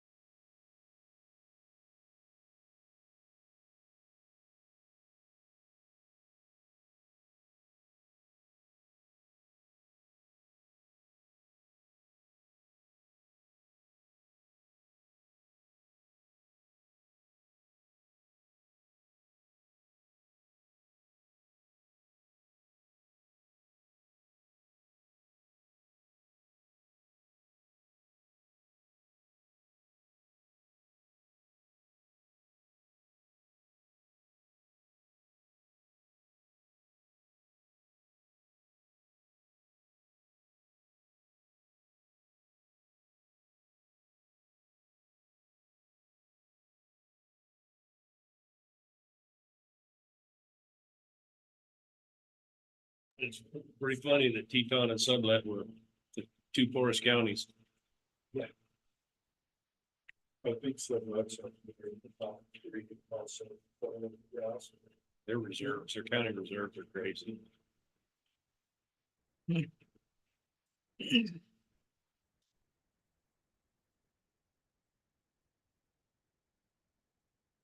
gotta get responsible.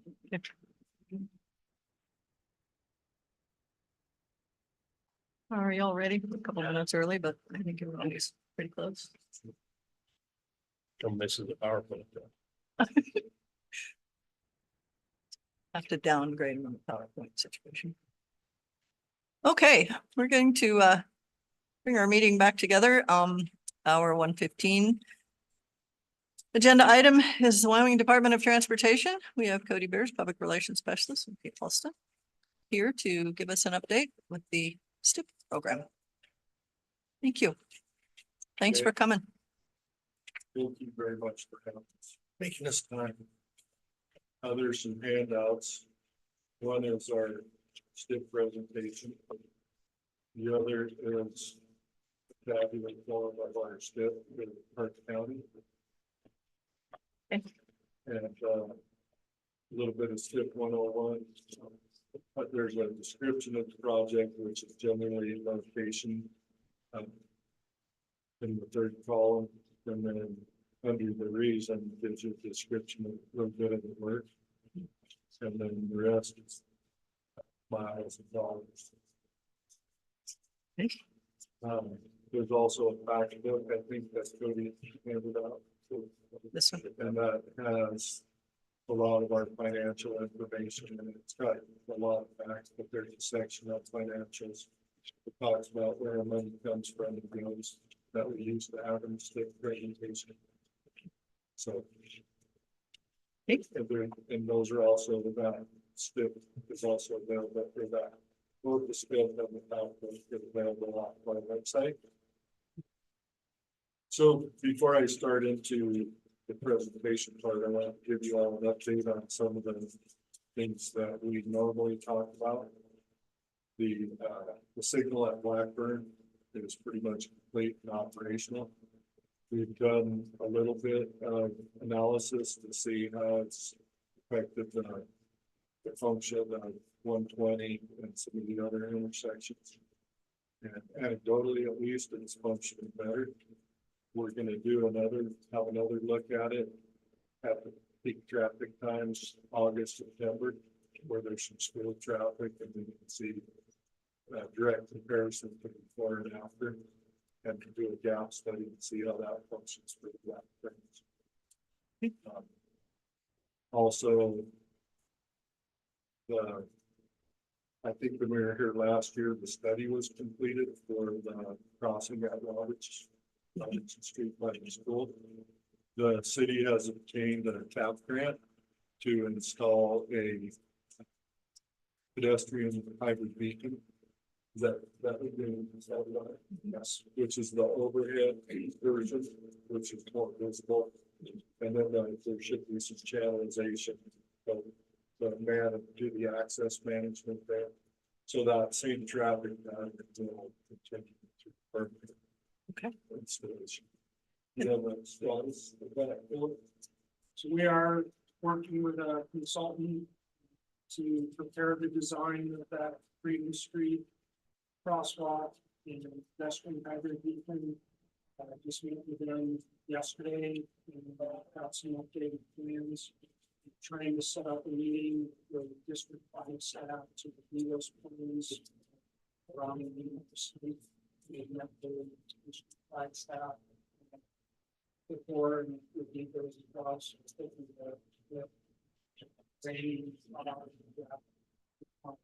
On board with them into the final design. We had a goal of trying to put that out to bid and get that crosswalk phase blacktop project constructed this fall. Go out to bid construction. On the Hawk overhead, that includes a red light, not just the yellow flashing. Is that correct? Okay. Because it is kind of hard to see some of the sun stuff out there with the yellow lights when you're moving on that avenue. So we'll Okay. probably put out some sort of educational material with that. Okay. Because if you're not used to it, the way they function is you get a flashing red, or you get a solid red, and then a flashing red. And the flashing red is a yield. The solid red is an absolute stop, and then you get a yellow. So it's not like the normal signal, and the regulations are a little bit different, and there's actually no control of the side streets. So Right. those are under the same thing where you just have to get pedestrians. So we'll put something together and put it out when that gets installed. Okay, thank you. I would just add that the city does have an informational video about the PhD. Our website.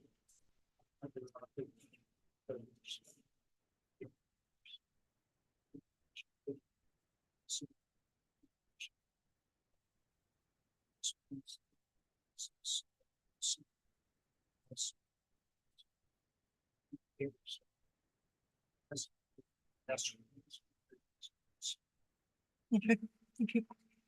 We also have a video that was produced a year or two ago that's designed for like school age children. Where we explain all the different types of traffic control devices and how to use them, because we had kind of a rash pedestrian accidents around the state. Mhm. And we found that most of it was, you know, the devices or the intersection controls are being misused by pedestrians, and then there's always distracted drivers. One other update, Randy, who's not here today, was working with one of your local NGOs to produce a kind of a plan and set goals for like the pedestrian plan.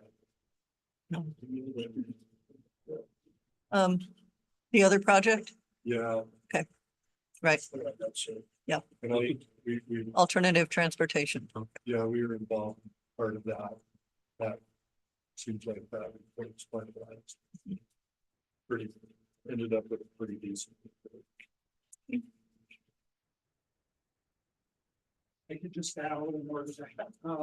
So it is actually published for draft and comment right now.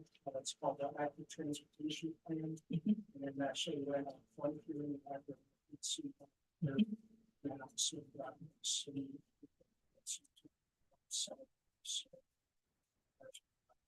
been done in partnership with that other project.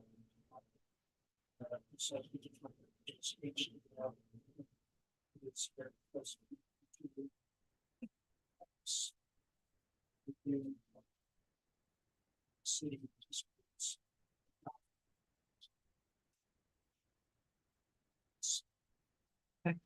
Will you keep us informed on that? Because I know there are some things on the outer boundaries that will affect probably some county transportation areas coming in. Okay, thank you. Okay,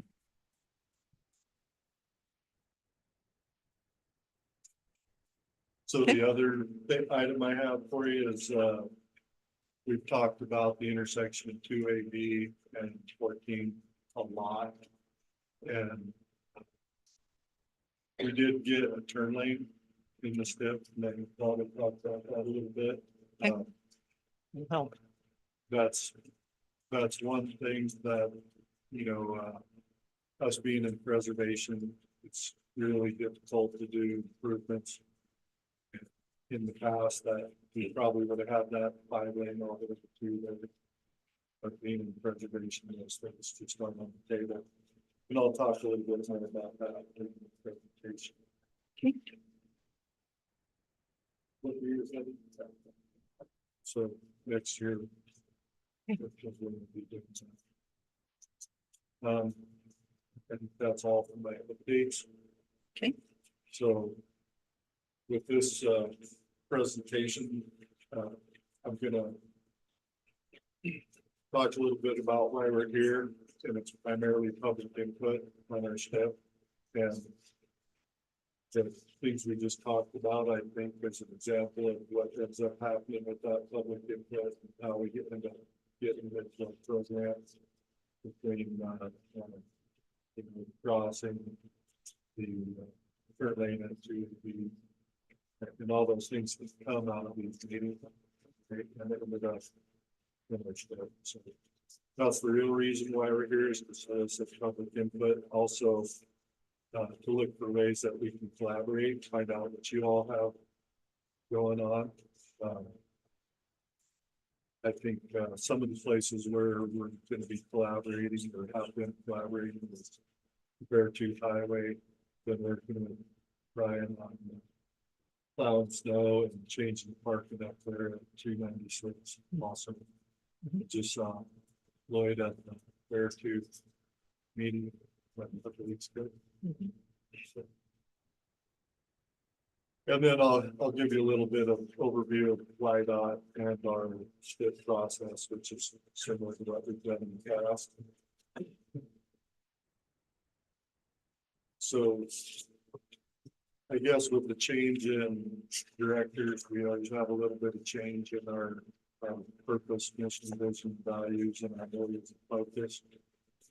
So this is a little bit different, but basically it's still our primary purpose is provide a safe and effective transportation system, well facilitating commerce and the problem.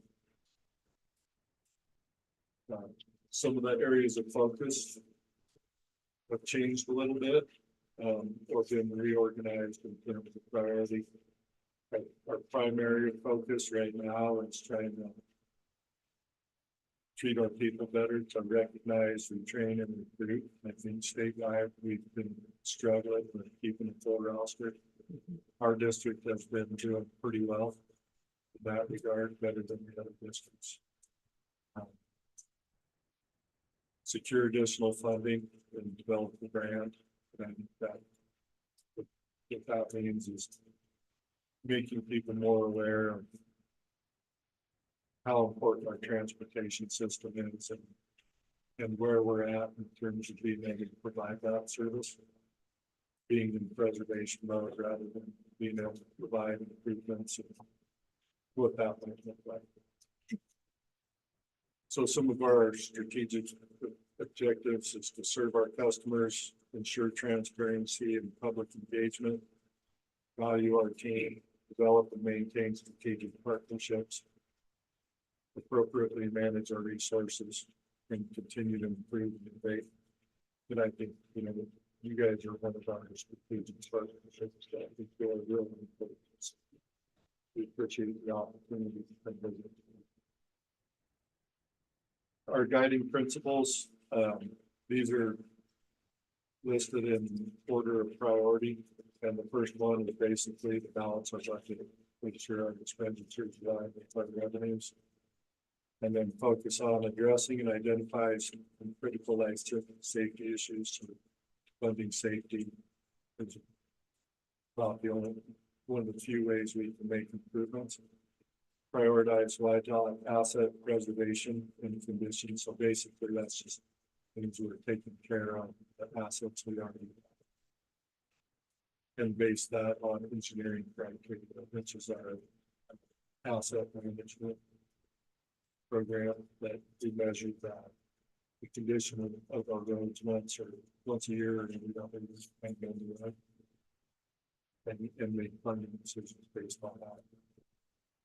You can improve operational effectiveness and efficiency and prioritize activities to minimize negative impacts to the public and address mobility and capacity through system improvements if we can.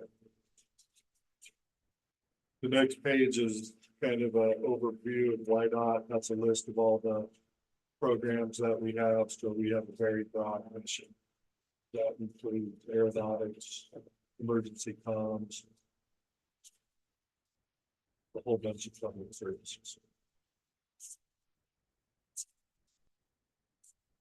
Developing the brand, that's kind of a new initiative that comes from the director. And what's that's about is that all employees are responsible for developing our brand by building relationships and creating positive experiences and strengthening partnerships. And YDOT's mission takes employees all across the state, and agency operations have the ability to impact every citizen within their own every day. And those of us who work in the district, I think we have the most direct impact from plowing snow and building roads on all our users. So that's kind of really important for us. So this is a little bit about our funding, the fiscal 25 surface transportation funding from the Infrastructure Investment Jobs Act, also sometimes known as the bill, was 362 billion, roughly, and a half. On top of that, we get some state funding. Our highway funding is 27% state and 73% federal for the highway department. So a big portion of that 27% just goes to matching the federal funds, and the rest of that goes to operation maintenance. And we can't use federal funds for operations and maintenance like plowing snow or the surfacing that we do with our maintenance functions. The maintenance we do on pipes or fence or any of those things, the operation of that rest areas is also. A little bit about our STIP process, an overview. We pretty much spend the whole year gathering STIP inputs. That's our asset management system. Like I said, we have a van that drives around ready, and it measures the rutting, roughness, cracking, and takes videos. And we come up with a quantitative index that indicates the condition of the roadway, being it's brand new or just about ready to fall apart. And that's how we prioritize this job in the program. Also, we track and map safety issues around the state, similar to like 2AV. We'll look at the crash history, things like that at certain areas, determine if they need some funding. Performance measures, future economic development, and long-range transportation plan, rate plan, mobility budget. Like the study we did for 14A downtown, where we looked at future development and how that might impact the operation. That's also how we prioritize projects and develop our candidate list. So those candidate projects can be highway projects, rail projects, public transit projects, reservation road projects, public lands projects, TAP projects. We have a number of pots of money that all our funding is applied into. Then in June through August, we go out with public input. That's what we're doing here today. We solicit input from a number of different groups, local governments being one. And then in September, that draft goes to the Federal Highway Administration and the Transportation Commission for approval. And then in October, it's published, but it changes all the time. And some, different stages during the time will add or subtract to the scope of work and have projects in there if they become urgent. We recently moved up a couple of projects on Highway 120. Yes, because they were getting critical and it's that stretch south of the TC. So we have an opportunity because some of our projects, the lettings are the letting prices that we have, what we have appropriated for in the step. So we have an opportunity to move some projects out and those are our great projects. Those are getting pretty rough. Almost as bad as this stretch just south of 30.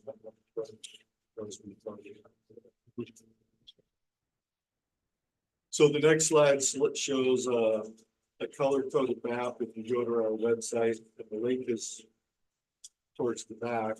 Also, if you put your name and email address on the sign-in sheet, Cody will send you this presentation, which has a live link in there, so you can get to the step. And you can click on any one of those dots, see what the project is, and add comments to it if you wish.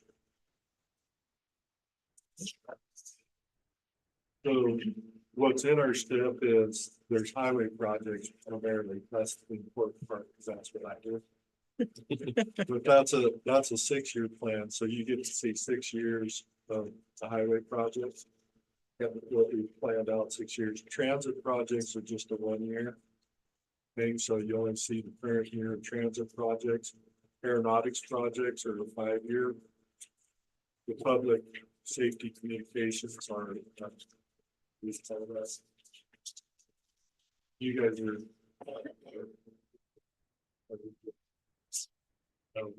Wyoming, but thanks to our Wyoming towers and all that, that's just the current year of what we see. So you don't see everything that's planned. And by the way, if you'd like to just talk to our Nathan's going to be, we can reach any issues with Wyoming. We can get you in touch with them to talk about their future plans. Capital improvement projects are 1 year out. So our highway project process, we have a planning phase where we're doing data gathering and scoping the project. That's a lot of that comes from public input. And then during the design phase, we'll have a set up plans. Sometimes we'll take those out for public meetings, just depending on the nature of the project. If it's just an overlay out in the middle of nowhere, probably won't have public input, but if it's downtown Cody, we'll be knocking on doors. Or downtown Matisse. Yeah, We- or downtown Matisse. And that's something else you guys are probably hearing about, is we're doing a corridor study from Matisse. And so we're looking for ways that we can update the ADA there. Probably the one thing I've forgotten about updates, but that was requested by the county and TT and kind of a collaborative thing. There's a really good window for grants right now for that kind of work. And so we wanted to take advantage of that opportunity and see if we can get that down to the ADA so we can do a continuing service.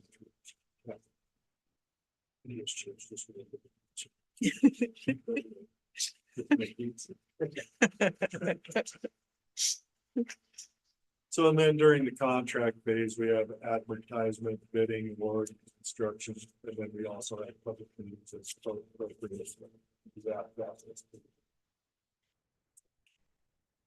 But, and then this is information about the transit program. And you guys don't have any, other than to support the senior program, you don't have public transit systems. But there is a number of grants and a lot of funding for that. Usually it's a 15 to 20% match. And applications are available from March through April 15. If you're interested in getting into the transit system. And you can use funds for operating, administration, preventive maintenance of public transit operations, and also to replace, rehabilitate, and purchase new buses and related equipment and construct bus related facilities like bus stops and bonds. Shit, stuff. So we fund it through the whole spectrum. So a little bit about our district. Just in our district alone, which is about a fifth of the state, we have 1,336 miles of roads. None of them is interstate, which I'm happy about. We have 264 bridges, 7,351 culverts, 160 miles of road, roughly 13,000 signs, 160 miles of guardrail, roughly 13,000 signs, and 2,572 miles of fence. So we have a lot of assets that we have to maintain. I think you guys are familiar with that, and probably somewhat pretty close to the same. So with that, I'm gonna turn it over to Todd for a little bit to talk about our both our current projects and then our upcoming projects and stuff. And there's some pictures. Okay, so in the slides here. Yep. Thank you. Todd, can you come up to the mic, please? I'm sorry, but it is recorded and going out, so we need to be able to hear. It. Thank you. All right, so on the slides here, you have a map of these upcoming projects, and then you're gonna move to the state one, which is the big. Okay. So this year, what we have going is Cody to Grable Eagle Pass. We got a mill and overlay out there. We should be done paving here in another week or so. They moved into the rodeo ground, so we're kind of over at the moment. As they And should then- have. What's Hey, wait that? a minute. The bike riders aren't too happy. Yeah, we're not quite going to make it for the bike rides. It's all right. They'll survive. We did, that's mill and overlay and chip seal. It'll be done this year. We are doing fence north of town on 120, which that will be done this year. It goes from the bottom of Skull Creek to the top of Chatley Bench. We did finish the traffic signal already, as Pete was talking about. We did finish some erosion work up on the north. That we started last year. We finished that this spring by Elks Fork and Gunner Creek. And that's our work for 2024. There is some other jobs in here. You see the Cougar Avenue one, that is urban systems job that's been kind of put on hold for now. And then there's these 88 jobs that Pete was talking about. And then that looks like Park County bought some dust and precedents from like that. The one thing I would add to is maintenance this year, chip sealing maintenance is Elk Basin from just north of Powell to the end of the road. And then they're gonna be chip sealing on Chief Joseph from just above Russell Creek to some Light Creek Bridge, and then from the top of the mountain clear to the. So that's what maintenance has for this year. I think all their other patching is done. 2025, we're gonna jump up Chief Joseph. We haven't done any work on that road since 99.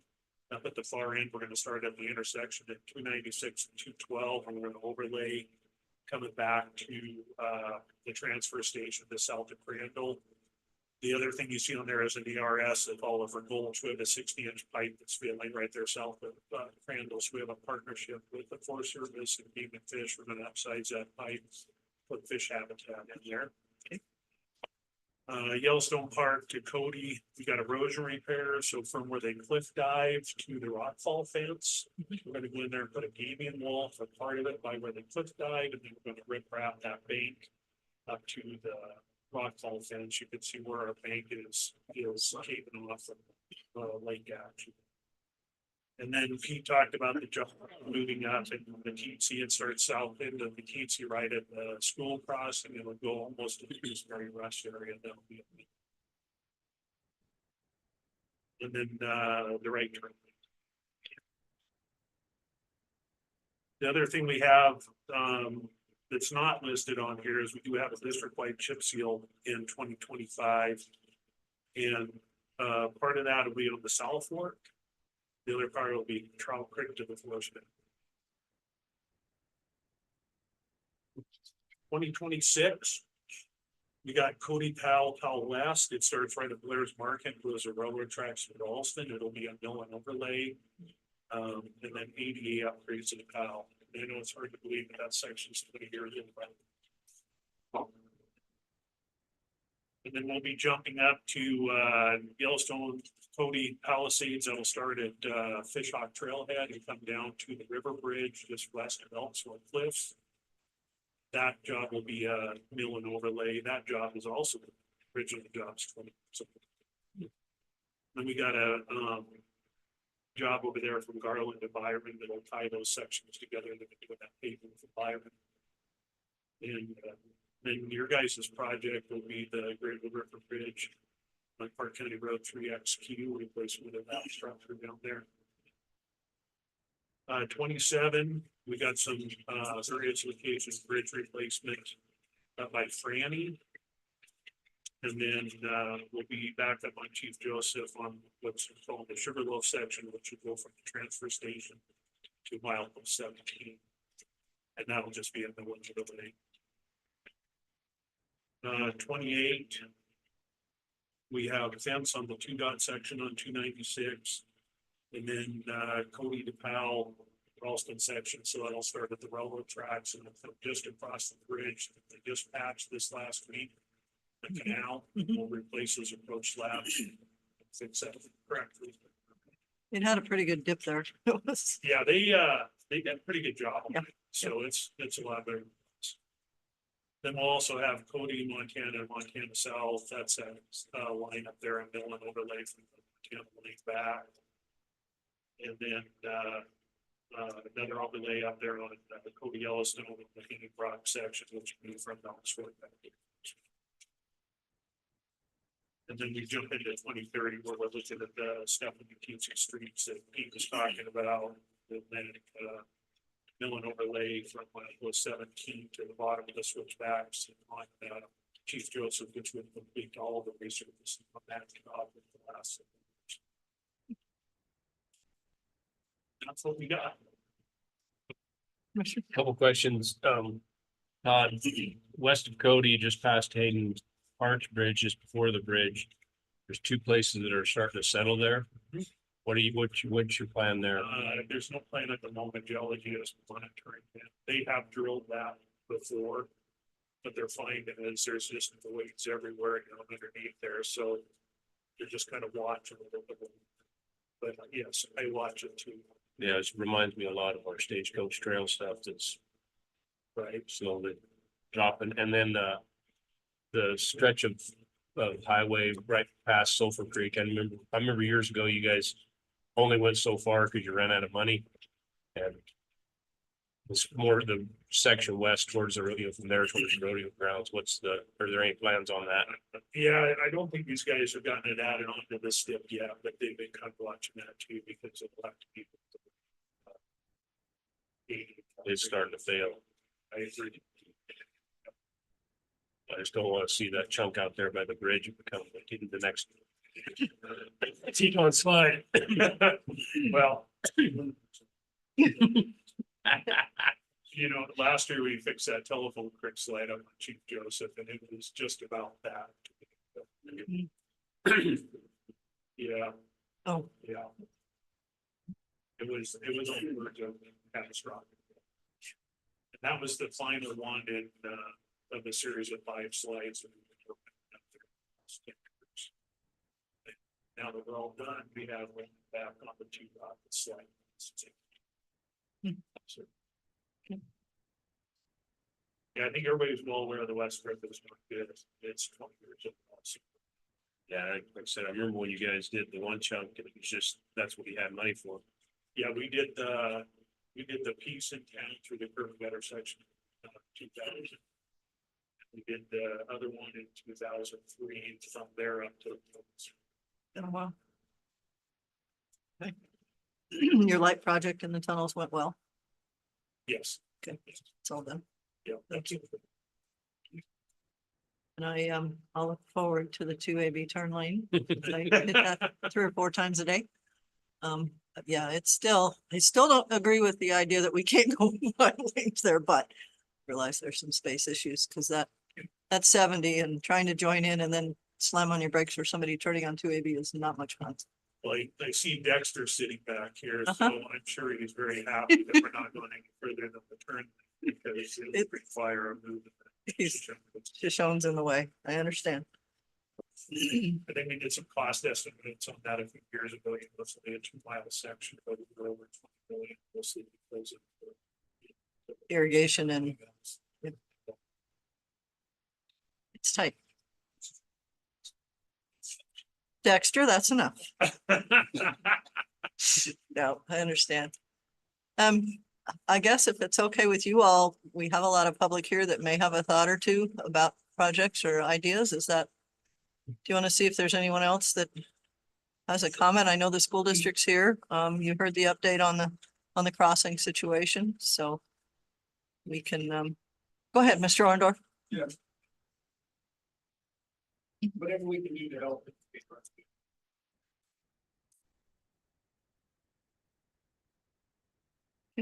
Thank you. Thank you. Anybody else have anything in particular that they haven't covered or that jumps out as you believe important for Whiteout right now? Yes, sir. Oh. Oh, Colleen, you live in town. What the heck? No. Well, so I just had a situation last night, that it's made me work, and I'm like, who I contact for this? So I'm at the courthouse, going to turn, whatever way that is, right on Sheridan. And I couldn't figure out why these cars were not stopping on that way for these people crossing the street. So I happened to glance in my rearview mirror, and the tree branch hangs over the yellow flashing light when you're headed by the Chinese restaurant side. I don't know who you tell that to when you see something like that. Would it be Whiteout? Would it be the city? Who would that be? I'm guessing that's why the cars weren't slowing and stopping, because the tree branch pretty much totally covers the yellow flashing light. We can deal with, the city branch, no problem. On the other side of the street, we can sure use the city side and the county side. We'd love to see the no parking zone backed up about 20 feet away from that crosswalk. And the city side, and that's something we would be the city to help us with, so that whole crossing would be able to see that driving inside of the house. Both sides of the street. So we can, we'll talk to the city about that very much. I just didn't know who it. I just happened to be in the right spot at the right time. On I think probably stop. Pretty sure You could see it. flashing. We need to talk to about that. If I don't know, I would get some shit. We understand that. Oh, and the balance between. Right. safety and privacy. Well, but that is a pretty heavily used year round because of the high school students and stuff. It's not just tourist season that we're used to downtown. It is also a high school crossing. I guess that. It's just a private beach stuff, which, there's a little bit more park there. Yes, yes, you can't see it. Okay. Anybody else? Oh, what? I Never have mind. seen those trailers, but big long loose limbs. But yeah, just Something like that. Commissioner. Does the Teton Pass, does that put any of these projects behind, with the emergency that you guys had to deal with? Does that affect your timeline on any of these projects? So, no, is the short answer. We anticipate that there's a governor's disaster declaration forthcoming, which makes us eligible for ER money, which is 100% funding with no match, and in addition to our employment funding. So it would be funding that's added to that 362, whatever. Does that pay for the temporary road too, or? It would pay for all of that. All of that, it should be eligible. It doesn't always, you're not eligible for a betterment, but you can use the money to do anything temporary and then bring it up to the pre-existing condition. And it's the same deal that we had with the flooding, all the repairs that we did resulting from the flooding. Was that 2 years ago or 3 years ago? Like the riprap job. That was all paid for 100% in addition to our flooding. A couple of years ago, you guys had the bridge projects. I remember that you were looking for counties to get involved with the bridges that you guys were working on. Did you complete those, and are you planning on more possibly? So those actually will start construction in 2025, fiscal 2025. We have one, Yeah, we had the one. Just those projects. Okay. right? Rose. So that bridge is. Mhm. That's 100% funding. When we think about our constituents in Matisse, you mentioned wanting to do the overlay all the way through there, but in order to do that, you need to go with the ADA compliance. Thinking about the town of Matisse and the historical value of their boardwalks and that kind of thing, I understand that's pretty complicated. But is there an avenue for those owners to be able to get some funding or some grants, or what do they do? Do they have to do that work themselves, or how does that work? The work that we would do to bring it up to ADA. So we have a job in the STIP, and when did we put that? Okay. So there's money in there for us to do the continuous surface treatment, as well as curb and gutter and about 5 feet of siding. Okay. So then we can work with the town to get enhancement grants or TAP grants. And the TAP grants are up to like 1.2 million. There's also a ton of different grant programs in each bill that they might qualify for and can apply for to,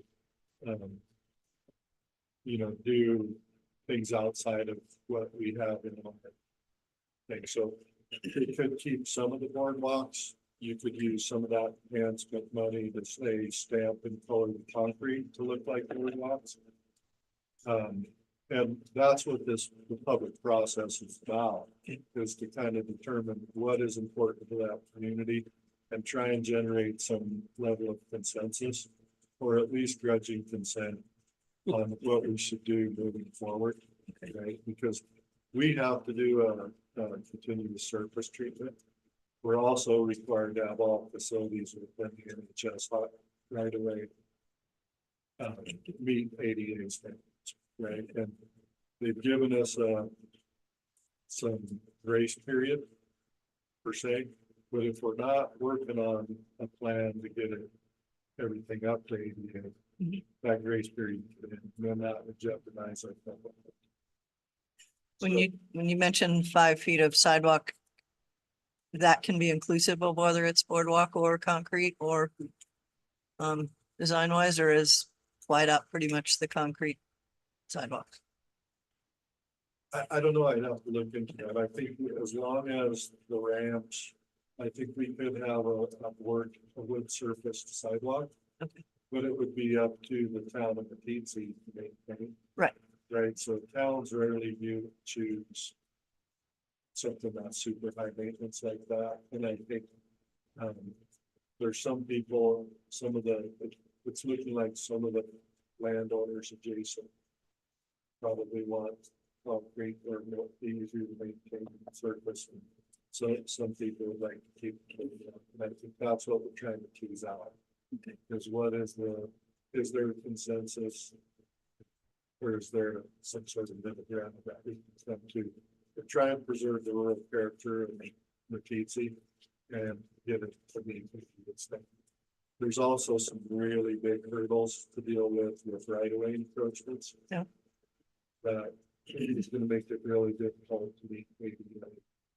And we don't want to say make somebody's business not feasible anymore. Or so it's more difficult to get gas, or we just need, and that's what the plan is and what this is, to try to identify those things and see if there are solutions. Thank you. Yeah, but we will seek consensus. Spell? I just want to do this.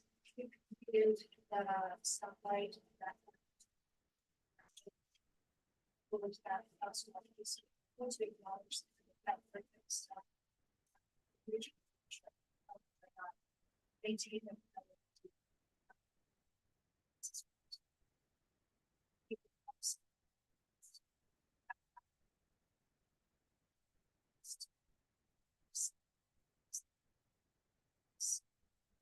Prior to possible successful. That steps.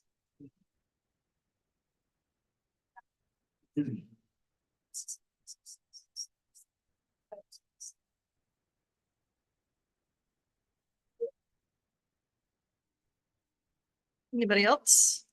Anything? Okay, go ahead. So you saw this slide of the, that was almost becomes that. The next slide is the late construction. So, these are projects that were in this, that got pulled out at a point where we decided we did not want to continue with projects that were maintenance. So these are improvements, basically. The ones that really affect us in this area are the passing lanes on Walton to Shoshone and Shoshone to Demopolis. We do have a current grant application into that. We haven't heard back on. We've also applied to previous times for grants and we're unsuccessful. So we're still working on trying to get that funding. Gonna continue to work on it. Eventually, we're gonna have to do a maintenance project on that because it started to get out. And we'd like to do it at the same time as we put it. The ones that you've added have been very helpful. Thank you. Yeah, I think those have made a pretty good difference. Especially with that gas. Okay. And there is kind of an accident concern. A lot of it has to do with improper passing. And keep going out the thing.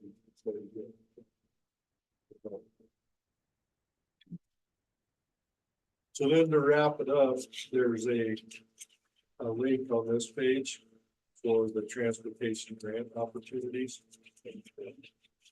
And like I said earlier, we'll email this presentation to you, so you have a live link. Then you can click on and it'll take you right there. And there's all different kinds of grants that you can apply for in there. Really good opportunity right now to get things funded. Some of those are really competitive and some of them are kind of more really specialized. And that's one thing we're hoping to tap into the TC. We're also looking to tap into that for wildlife crossings between, that's what's going 300 pounds, but between DuBois or DuBois and Riverton. Are those overhead or under? There'll be some grade separated as well, and we're looking at adding some the tall fence and grade separated crossings in there. And then using the existing structures, improving those where they provide some grade separated fences. Overhead? Okay. Okay. And then on the last page is our contact information. The most important one is Sarah James. So she's the one with the money and she can be very helpful in the grant process. Also, a little bit of an update on our patching. We were trying to pay at the same time as drivers trying to pay. And it wasn't working out for either of us with a small plan that we have in there. So we have a bunch of work we can do in the southern end of the district. So we pulled our paving crew down there. We finished up the stuff that we need to get our chip seals done. And then we'll be back probably in August, doing some patching around.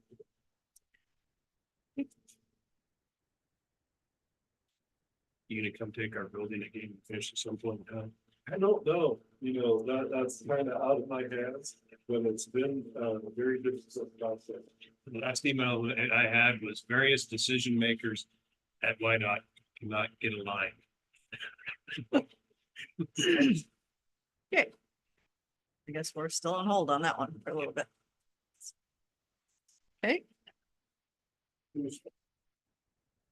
Arlen, I will check into that.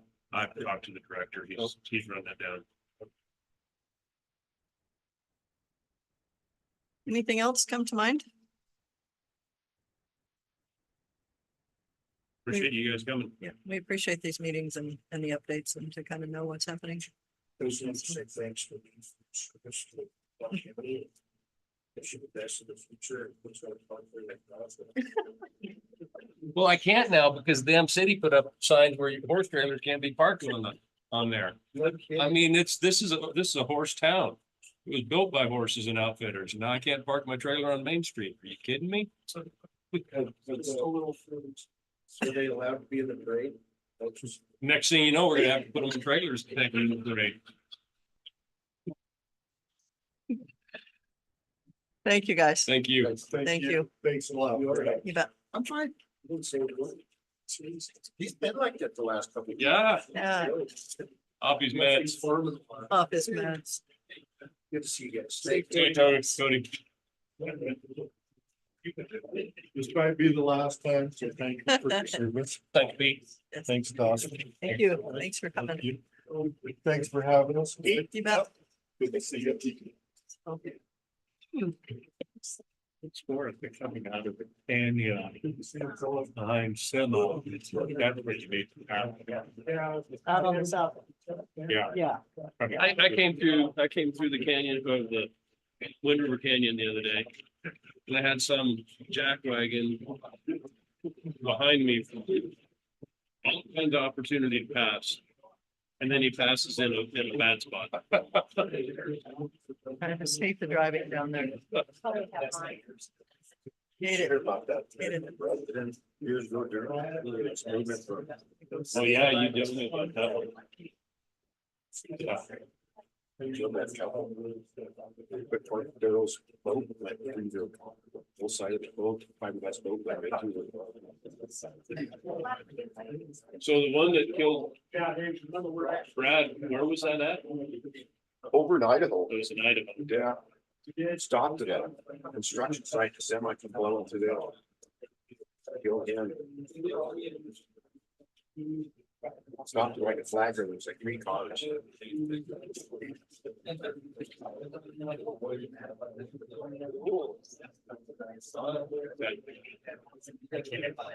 guy plays in charge all the time. So, right, yeah, they put this flashing sign. You can leave your. Go ahead and leave those. We got like her coming. we got more people coming. Good. There won't be. You're going home? No. No. We wish.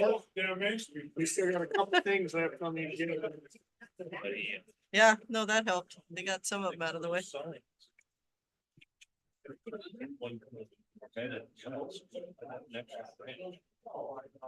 And that's not really. So I found it, I said. Where did Cody go? Like. No, we've got a pretty contentious hearing coming here in a few minutes. Oh, it's a bad septic system. Bring it out. It's over 2 owners. It spans property and it's. Anyway. Continuation, oh, yeah. Okay,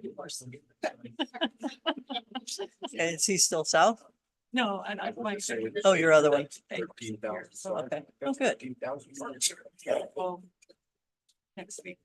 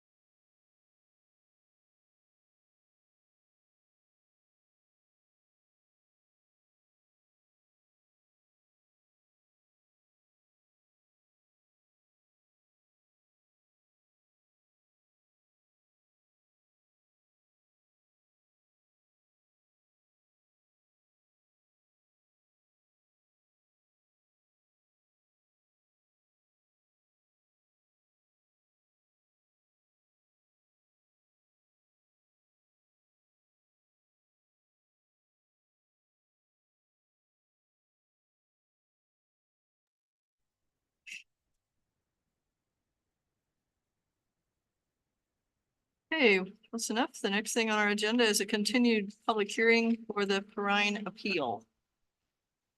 So I'd like to come on up. Okay.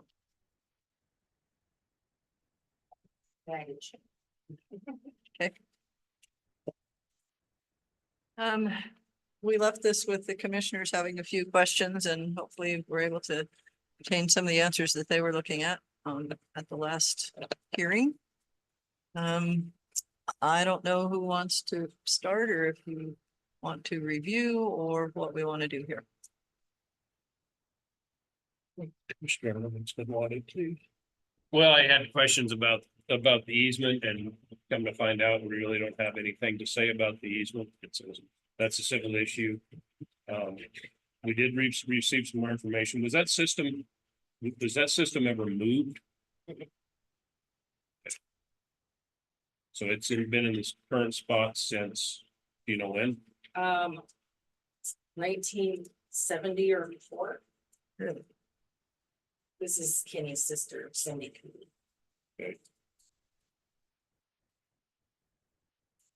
It's interesting. Yeah, this is sounding more like a civil issue to me. Yes, ma'am.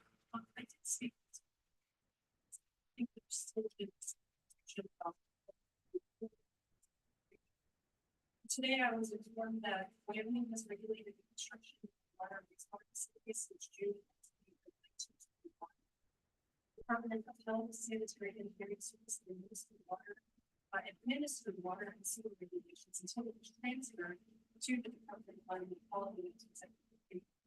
So all the permits prior to that were issued by the Department of Health.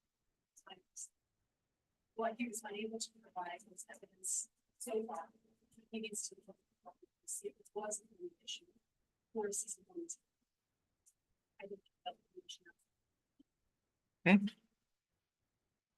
Have a question for Joy then, but regardless, the county didn't require permits before 96, is that correct, or 95?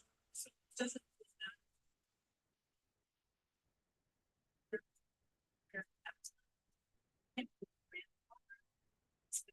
That's what I was, so not really a grandfather, that case was already. Not our authority. No, but there's already now, so what I'm saying is. Rent. That's What you're saying is DEQ had control of the entire state. Park County joined in by agreeing to monitor the DEQ permitting system in 95, 96, somewhere in there. there's been statements that this is required. Right, right. But if in fact the system was placed in the ground after Mhm. then it would be part of the state. But other Department of Health at that time, it was totally. That's the information I have enough. And when speaking to you about, well, how do I deal with this situation, or how to take that stands with properties, and repeated what you said previously, was that flushing the toilet and seeing bubbles under the surface is a sign of weakness. Take a step further, would require excavation to prove that the tank is up. And that's, I'm just gonna check to be very general.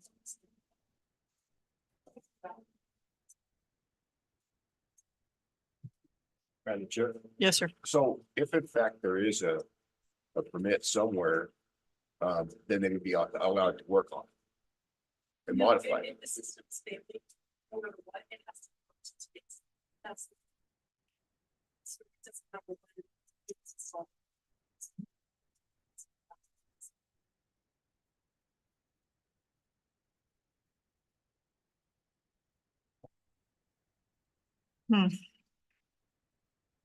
I was just reading some information that we received from an engineering firm and doing some of the deed preparation and that kind of thing that talks about the possibility of the system being dealt with in 2001.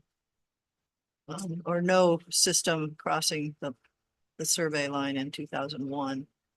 And then there was another email that indicated something. We'll have to look at that. But either way, I guess we need to decide if the county has jurisdiction on whether the system needs to be replaced at this time, or at least excavated enough to know whether it needs to be replaced at this time. Madam Chair, I would like to express to everybody here as well as the rest of the board. I've been requested to recuse myself from discussion and vote from this subject, and I refuse to do that because I'm just stating right now, I have nothing personal to gain, nothing financial to gain. I've never been hired by the Coolies for any other reason, for any reason other than my background in construction and in septic systems as well as a commissioner. So contacted that way. So I think that request is denied. Furthermore, I guess I would like to say I've read back through your recent reposting, if you will, of from day one's process for the planning and zoning and correspondence from both parties as well. In my opinion, there's just a whole lot of misinformation that has been forwarded on on possibly all sides. I firmly believe this is a civil issue. To say the system is failing, they start to fail from day one on a brand new system. How much life is left in this system? That's questionable. I think that even Coolies agree that it definitely needs to be replaced or updated in the near future. Pumped. Pardon? Needs pumped. And or pumped or something. The biggest question I have with my belief of the failed system is it's been reported multiple times of surfacing sewage onto the ground, sewage on the surface. And I've asked many times for that documentation and I'm not fine. I've yet to receive anything from any department showing that. I have a lot of pictures showing exploration or exploratory dig where they put in a clean out or used it as a clean out area for a blockage and pumping, roto-rooting, whatever you want to call it, is a service to a system. It's not a modification in my opinion. And I don't believe that we need to expand any violation at this point and just suggest that the Coolies and Andres work this out in a civil issue and preferably replace the system as soon as financially possible. Last we heard Kenny was saying he wants to put a new system. That would solve a lot of it. We can get little special stars, for planning and zoning on a new system, and you'd be the only one on 11. Permit. Is there still, Gonna go after the other people that don't have. well, there's probably a pretty list of them that would be. They don't want us to bring that up at this point, but is there still a plan to possibly put in a new septic system? Like I said, in a perfect world. Yeah, I mean, but I still have He said he wants to do it before the fall. said in a perfect world. He's on Social Security and I don't have a job, so. It would be best for everyone, but I still feel that. You said it, I believe it is a civil matter at this point. I don't think that Kenny and I are violating anything. Nobody's come out to look at it. Anthony said he saw a bubble. I was there that day when he saw a bubble. There was a thin, I have pictures too. There was a thin layer of ice.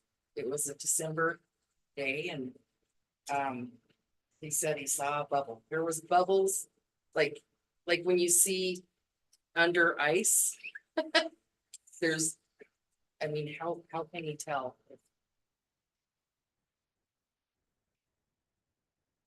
I mean, I can dig up the pictures. So Madam Chair, the main picture that, and again, I have not seen pictures of the effluent on the ground. Right. But there's a picture dug out by the, and I'm assuming it's on your side of the property. Yep. There's a dugout picture of a hole dug near what I would have assumed is the inlet of the tank with water and whatnot around it. Yeah, it's near and there's a clean out around there. Okay, so where did that come from? The clean out pipe. No, the water or effluent that's around that pipe. I don't know what you're talking about. There's a picture of a hole in the ground next to the tank. Mhm. And there's I haven't ground. seen that picture. I'd say, yes. Yeah. So. Go ahead. Commissioner Livingston. From what I understand, Ken told me they had a blockage in their sewer at some point last fall. And they had a plumber come out and they put a clean out at the tank. Right, well, let me back up a little. You have a blockage in between, you're backed up into your toilet won't flush. They assume the tank is full, but they dug down, there's no clean out, so they dug down next to the tank. Then comes the hole. If you have irrigated and you have a blockage in the irrigated pipe, you open the gate till it's squirting out here and there's no squirting out there, then you know the blockage is here. That's the reason for the hole. Now, why they didn't repair the hole, I don't know, but they cut a clean out there. Rotor-rooted back towards the house, which is legal. You can either have one at the house or at the tank. And that isn't, in some opinion, a modified system, but that's just part of service to, to unclog the line. But during that process is when I was told the sewage comes through as well as leakage through the hole. Now, I'm assuming this hole is just I haven't seen the hole, but a 1/4 inch hole in the tank to see if there's fluid back there. And it wasn't, so they put the clean out in. When they got the snake in and cleaned it out, it released a lot of fluid down into that. But you're gonna have more than likely 4-inch line coming from the house. Coming to that. You're gonna drill a hole in the top of the pipe. Why would that hole leak after the system is fixed? Well, it would be a surgeon water. I don't know. So where'd this picture come from? It's provided in our file. Yeah, Did I- planning and zoning, I'm assuming. But Cause I check it just about every other day and there's. has the fluid dissipated from that? I'm not sure how long it was that after they repaired this line. That the fluid was there, but it's recessed. The tank is down of 18 inches to the top, probably. 18 inches to 2 foot. And that's the only fluid that I saw was in that hole. Now, when the pipe goes into the tank, it's not always a perfect fit. Yeah. In a perfect world, it is. So some of the fluid could be coming back from the But tank. the only reason that you'd have fluid coming back out of an inlet is if your outlet was. Because your outlet's low. Partially plugged, Your or your outlet's low. tank needs to pumped. And I see that. I guess where I'm at is I don't see irrefutable evidence of a failed system. Not saying it's not, but I don't see, evidence that it's not. Your neighbor's not, you guys aren't getting along. You're not gonna let them come on and pump the tank. And that's one way to make sure it is functioning or not functioning. I think we're at an impasse here. So when it fails, it can, because of the way the system is, it could affect both properties with Okay. affluent. And everybody just needs to understand that. If it fails, you could have a mess on your property as well as theirs. And I don't know where that would go in a civil matter when nobody's getting along enough to try to solve the problem. Yes, Ms. Sharon. They've got an illegal, ground illegally system that is absolutely. What is it taken by the planning department, by your assessment department, and by myself? Not just in the fall, not just in the winter, when it was ice. There's people that are putting out that riser, just spilling on the ground, which is why Ken put up that shield, you can see the metal shield. And which is why they dug in, so it's not spilling out. I'll tell you why I put that metal shield on, okay, so. On, what was it, December 5th, when planning and zoning, Kim Dillon and Anthony came out. To our place. And Anthony, there was like. That little layer of ice at the bottom. Sitting on top of the the concrete lid of the tank, because I had dug that hole around that clean out pipe or whatever. And, there was no water in it, just a little thin thing of ice, like I said. And there was snow at that time. And I believe I have pictures. I believe I submitted pictures too. And after they left, like an hour after Kim Dillon and Anthony left, I see Mrs. Andrade with her, I don't know, I came out our back door and I looked down the yard towards the septic area, and she was over the fence. And when she saw me come out, I go, "What are you doing?" And she goes, "What do you think I'm doing?" And she turned around and walked away. And so that's why we put that thing up. That's a complete lie. All has been since the last year. When the police pushed up. I sent pictures to and as well as the assessor, you know. Long before winter, long before the snow, it was like. When assessor's department came out and she was taking pictures of them, they told her they felt uncomfortable because she was recording them. And so then she went to her house and they took pictures so they could bring it back to Joy. That not only the photos that I had already sent prior, but now the assessors are out there and they're experiencing.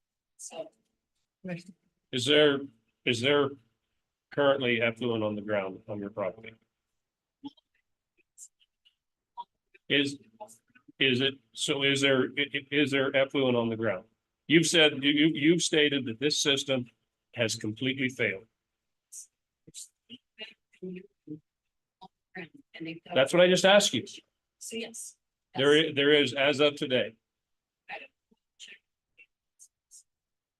So what I'm getting at is if a tank gets full, if there's a plug, yes, it can overflow until it's fixed. Is it currently within the last week, 2 months, 2 weeks, has there been effluent on the ground?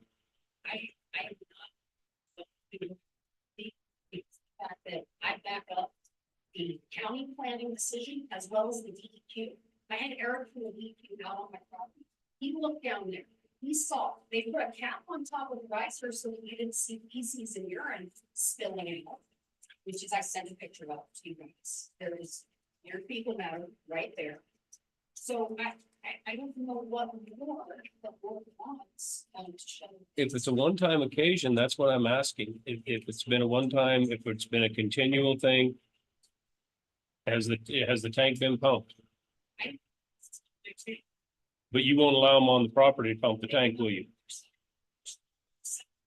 Okay. As well as the ordinance. Fair enough. Like I said, it sounds like neighbors not getting along. Commissioner? Madam Chair, Ms. Andretti, if in fact there's no easement on the property, when they put in their new system, what are you gonna do with your inherited septic system that's not permitted? They put in the system, the statutes and codes of the county, they have to commission the system. You won't let them on the property. You won't let them on the property.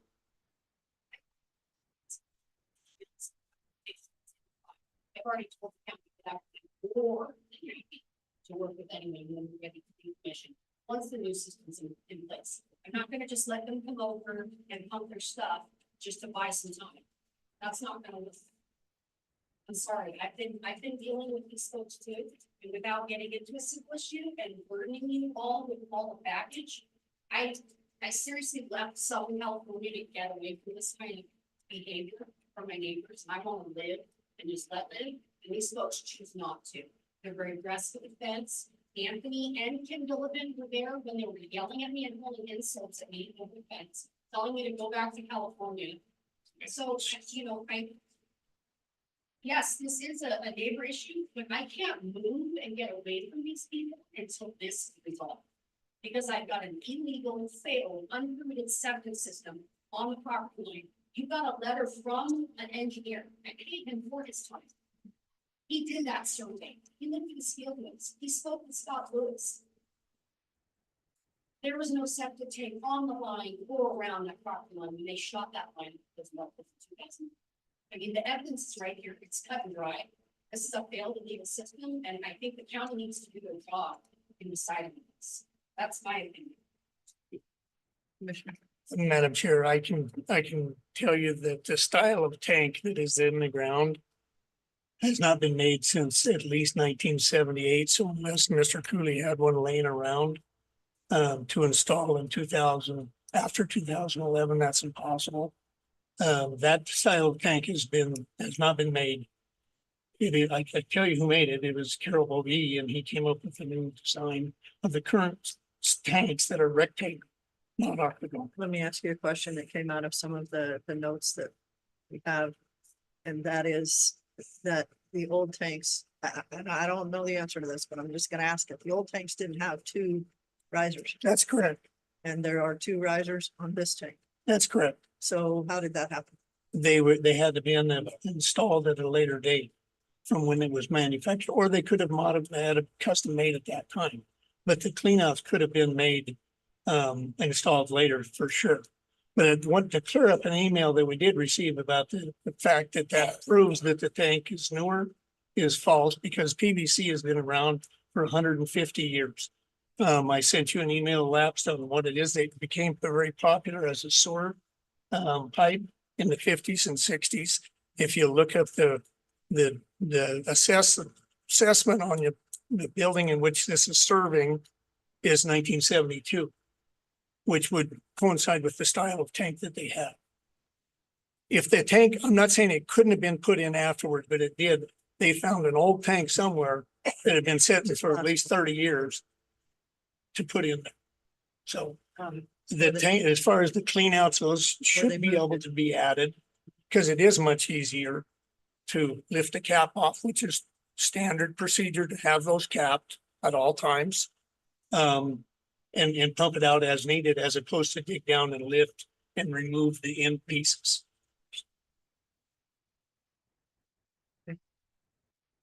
Yes, ma'am. I'm just curious about the you read the statement yourself. You didn't have to wait around. You have to wait.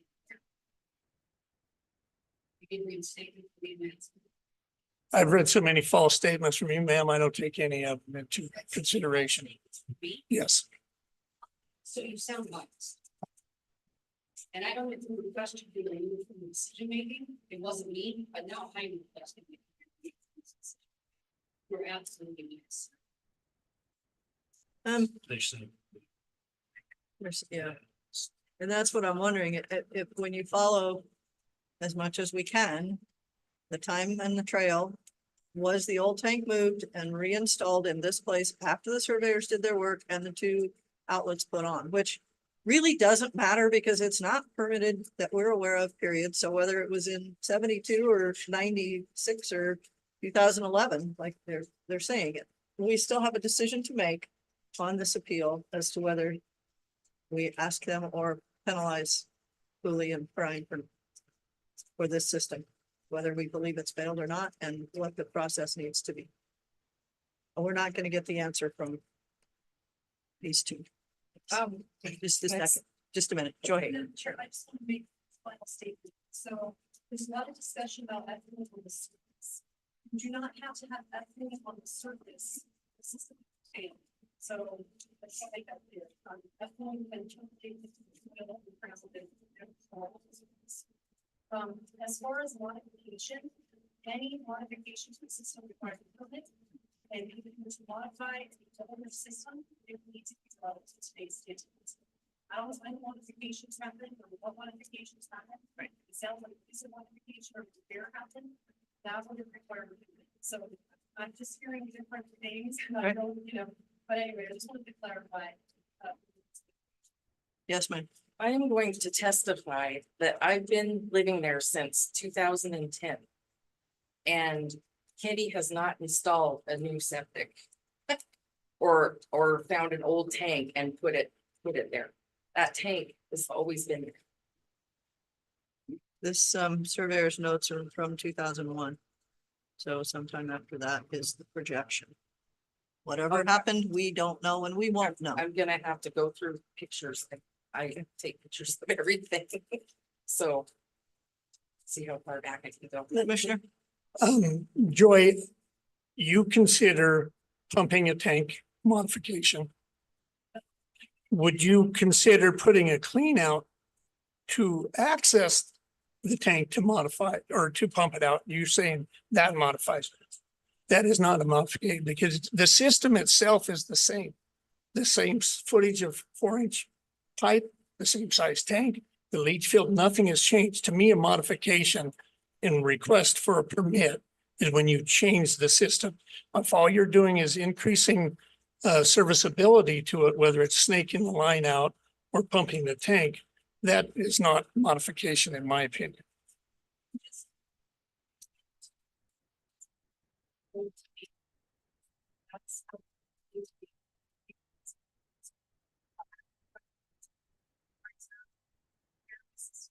That's how.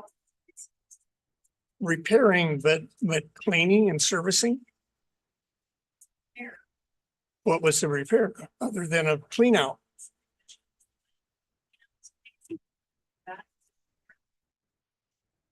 That's how. By who?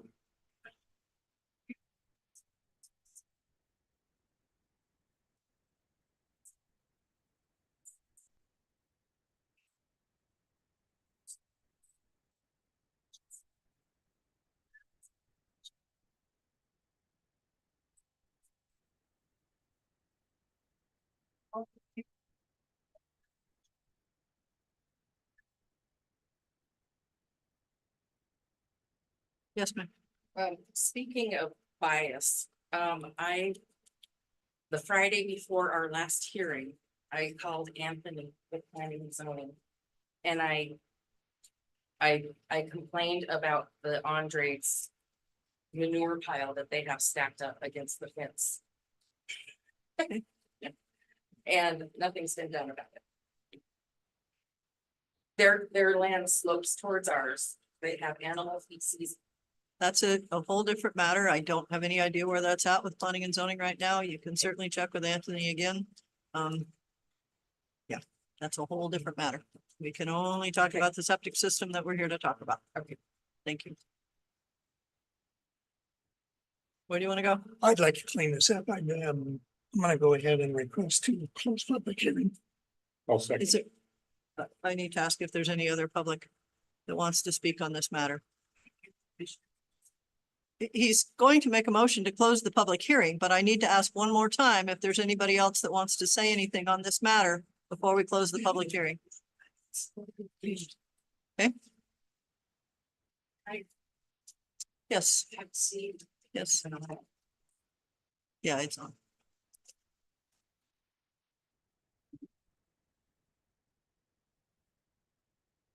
I think my number one question I have is why we're challenging the director. She's got some extreme expertise, not just in this county, but in Bighorn County. She's provided the evidence. She's been working with the appellant. She's been working with the DEQ. I just don't understand why you're challenging her decision and expertise. So that's why I wonder whether there's a biased friendship. The system has failed, needs replaced. Board offered to give plenty of time 2 weeks ago. We were here. Asked how much time they needed. Sounded like Ken responded back. He wanted to get it done, but the whole record. And staff also informed the appellant and landowner about funding and grants for new systems. Like Joy said, I don't know whether they've looked into that, but have they? Because that's there. Are you still doing business? I know that you've had a construction company for like 28 years. Could you offer them like time to pay? I mean, I'm just saying, there's been a lot that's been offered, and then you guys wanted to go and talk to attorneys to see if you can get a warrant to go after the adjacent landowners to make. Excuse me, ma'am? There was no word on. Excuse me, ma'am? These are recorded, and I took Who said notes. anything about a warrant? I re-listened to it.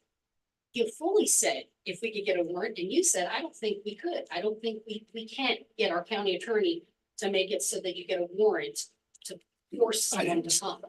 So if you're gonna force someone to pump though, and if you were gonna go that route, which I guess you spoke to the county attorney and found out that you guys don't have the ruling authority in that place, it is civil. then you would have to go after the landowner who's got the failed, unpermitted, illegal or not, whether you guys want to believe all the evidence that's been provided for you. So then why wouldn't you force them to pump? Like right now, if she's saying it needs pumped, and you're saying that it can be done, it's a bitch, but it can be done. Why aren't they being forced to pump the tank from their side? That's what I'm trying to understand. County attorney can't rule on these. County attorney can't rule on easement. You need proof it's been there, pumping receipts, that sort of thing. I've called around and done my research and, there's no pumping that's been done on the Cooley property, so. You know, if she wants to try and go for an easement by prescription or implied, she needs to do that, they need to do that with their private attorney. That doesn't need to be done with county funds or our county attorney, because this is a civil matter when it comes to the easement and it being on the property line. When it comes to why we're here for a failed system, I just don't understand why this isn't just being ruled on. This is cut and dry. We got all the evidence that's been provided by the planning department. Kim Dillon, who's no longer here, even provided pictures and information. At this point, bubbles, it wasn't coming from the riser, it was coming from the tank. You yourself said, Mr. Livingston, that if you happen to pump it all the time, it sounds like you got a failed leach field.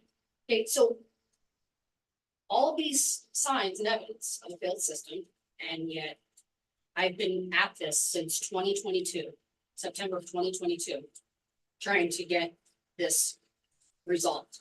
I didn't want to go the route of getting the engineer to show that they did this illegally for what Ken told us.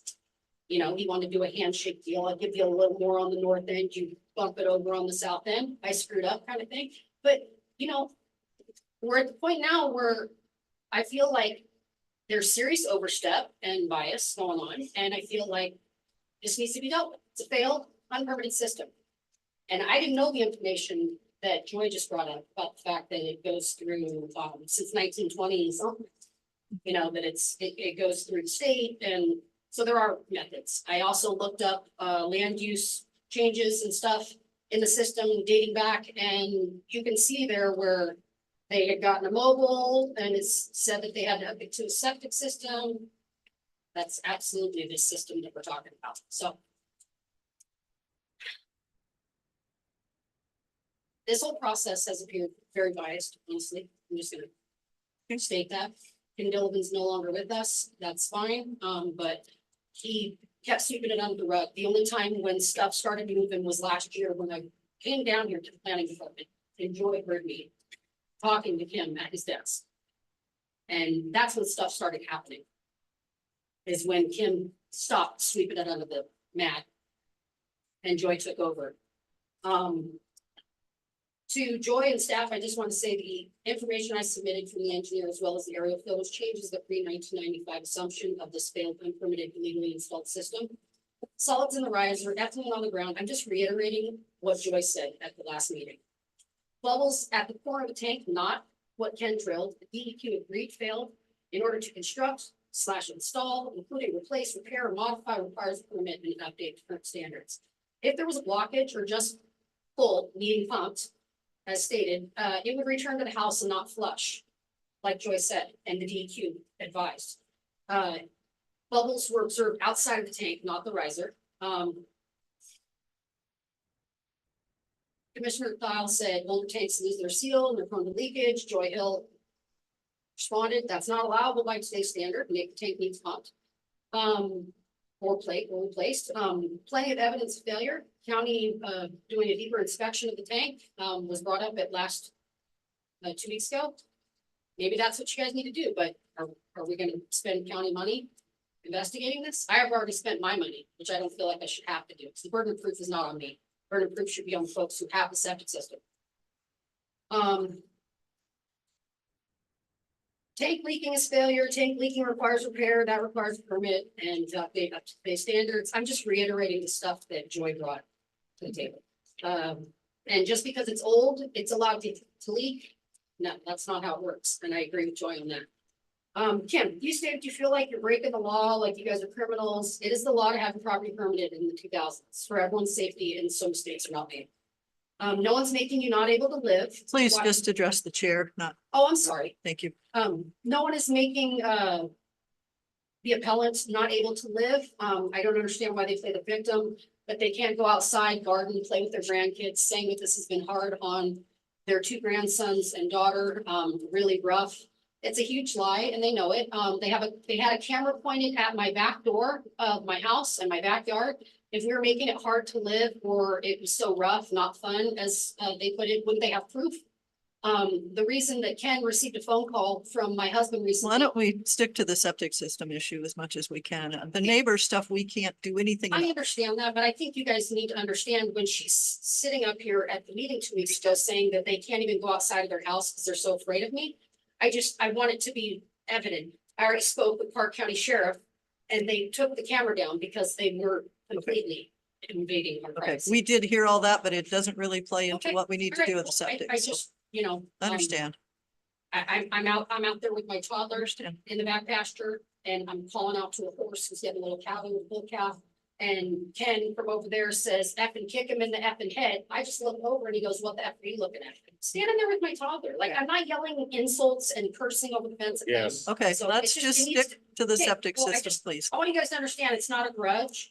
And this isn't something that, this isn't just a matter of it should not be there and it needs to be. Understand that part. And it absolutely decreases my property value and my ability to sell if I've got this issue on my fence line. So, you know, Ken kind of made a statement 2 weeks ago that we should pay for them to move their septic system. That's not gonna happen. Okay. One question I did One- though have, One thing I didn't have you do was identify yourself for the tape. this is Eric, Eric Andrade, I'm the landowner at 11. Thank you. 46 Road 9, and I'm in parcel 4, which is on the property line of parcel 3, where said septic systems. Thank you.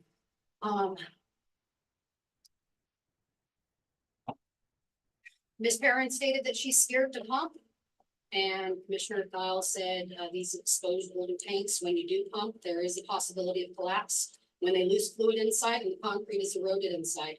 I wouldn't pump until the new system is in place, and I did advise the landowners when I was out at their property. So, and then you stated further 2 weeks ago, if the collapse on neighbor's side happens, that's a civil issue, and a civil issue is beyond our will. So I get it, we've decided that the easement is a civil issue, but at this point,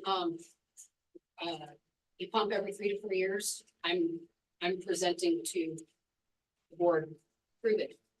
If your tank is full and needs to be pumped, I would like you all to know this. If their tank is full and it needs to be pumped, why do they have, for parents put their vacation waste into the tank, reaching over our fence to try and put their poop in when it's free at the homesteader and most RV locations to clean out?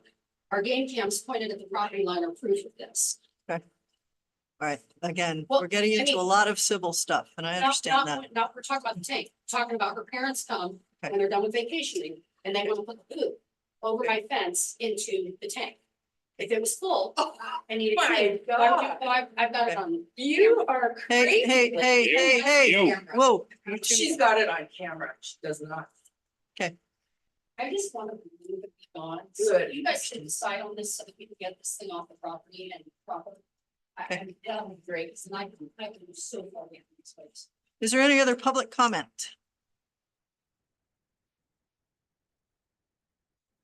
Hearing none? Madam Chair, I'd like to move to close public hearing. I really appreciate that. Very good. I did, but I didn't get a second. I didn't do it Second again. that. Been moved and seconded to close the public hearing. Any discussion on the motion? Hearing none, all those in favor? Aye. Anyone opposed? Motion passes. Public hearing is closed. Pleasure of the board. Well, Madam Chair, I do believe that it's definitely a sewage, more than anything. I do commend planning and zoning for doing the investigation, but I do not believe there is clear evidence of complete failure. There is obviously some issues with this old system. It is still working. There is no clear evidence of fluid on top of the ground. I have asked for that. And I don't believe it is a health safety hazard at this point. I would highly suggest that this police replace it as soon as possible. But I do not believe the violation for an unpermitted system that, in my opinion, it was obviously there prior to county requiring permits, of which we can, even if DEQ does, that's a state issue. And or a completely failed system. So I don't know if you were requesting a motion for denial of violation, or if we just no action is the route you would go. If you would uphold, I mean, where are we supposed to go? They've received a letter of violation. They Therefore, we, appealed it, pardon, and they appealed it, and that's what we're. they are appealing it. The letter of violation gives us the option to move forward with some type of motion for action or penalty, if we so choose. We are answering their appeal today. They are appealing that situation. So we can either ask for an action with conditions or deny their appeal or approve their appeal. Yes. At this point in time, I would move to approve their appeal. Or deny.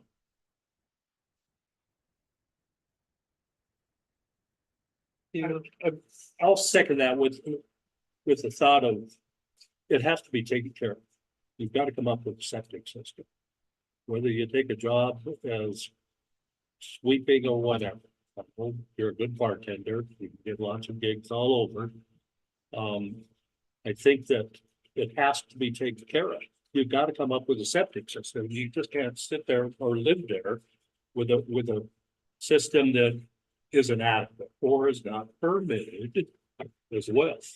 So I would like to, like what Kenny had said, before the fall. So if we're looking at maybe August 30th, for you to get that taken care of, I think that might be a date we can look at. You've got a couple months, work on getting something taken care of for this property. And it would, I would say it help out with the property value. The property values, you'll keep going up. But I think that would satisfy the county as far as the permitting and such. If you got a new system or an adequate system, and then after that, it's a civil thing on what to do with, the easement or the existing system. So I would say a deadline of possibly August 30th. Are you asking to amend the motion? Yeah, I'd like to amend the motion to say by August 30th that we would like to see some development on that property as far as the septic system. Are you amenable to the amendment to the motion? Not really, Madam Chair. I believe that I'm a firm believer that people that live and grow up around here are more than happy to give you your shirt off your back if you ask them. You tell them to do something, and they're gonna pull their back, and they're gonna tell you to go to hell. In that same amount of time, if they are able to get a civil junction, I'm not sure on the terms, to have the tank pumped, and it solves the problem, at least more long-term, short-term, if you will. I mean, I don't think your system's old, and the lifespan is probably about out, but it is still working in my opinion. But I mean, they may be able to do that and put it off for a year. I don't know. But I think they need to have that option as well. I also think that they need to be fully aware that if it were to go to complete failure, most likely it's going to back up into their house and they're going to be the ones that are going to be hurt. But if for some reason it comes out of the riser onto their property, then they may very well be liable in a civil suit. But that's this. So you are not amenable to the Not amendment to the just, motion. no. Any other discussion on the motion at hand? Restate the motion just so we know where we're at. The motion was to approve the appeal. That's it. That's it. Which vacates the violation.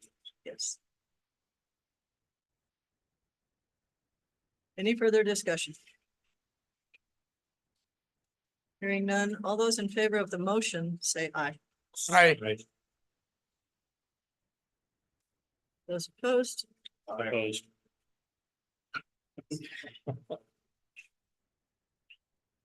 That was not by design, Madam Chair. sure. No, I'm opposed. I would like to have some kind of a deadline here that at least we're working on this and it doesn't just go away. Needs to be fixed. So, I say no. I would make a motion to have to put off the penalty until August 30th. Put off the violation until August 30th. I think that is time for them to work something out, maybe like what Joy said with, there's a chance to maybe get some help with the funding for the septic system. Because I don't like the idea of us just overlooking an unpermitted system. Yeah. I'd like to see it have a sparkling certificate right next to it, saying approved by Park County. So I would like to revisit that at least by August 30. I think that would give you got a couple, two months and a week to start working on it, and they come up with some kind of plan. Revisit it on August 30th, but I think that would be the deadline, and I think what Kenny had said, that he'd like to have it done before the fall, so I think that's adequate time for that.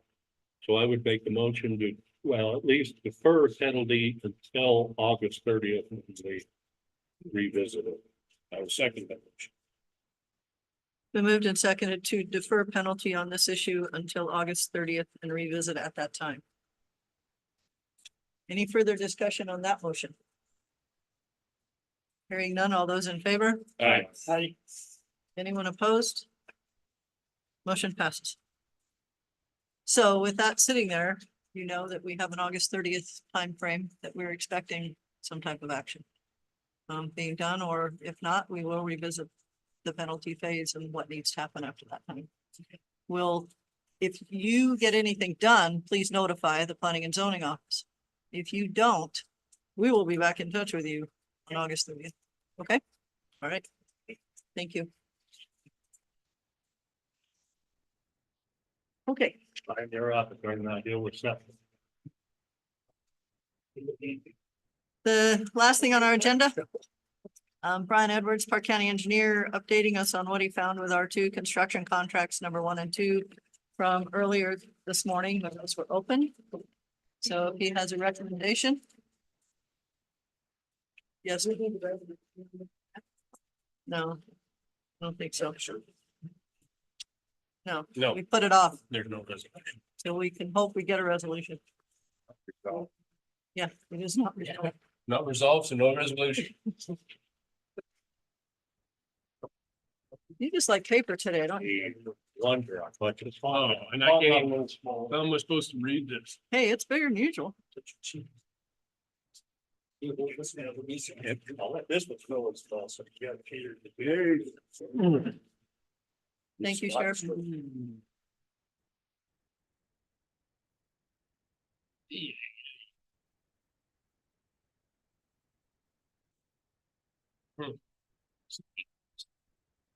No, Oh, no. I figured it was something important.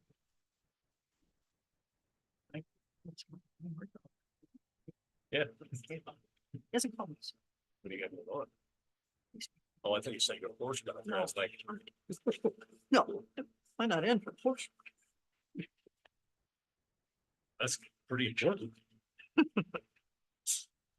Okay.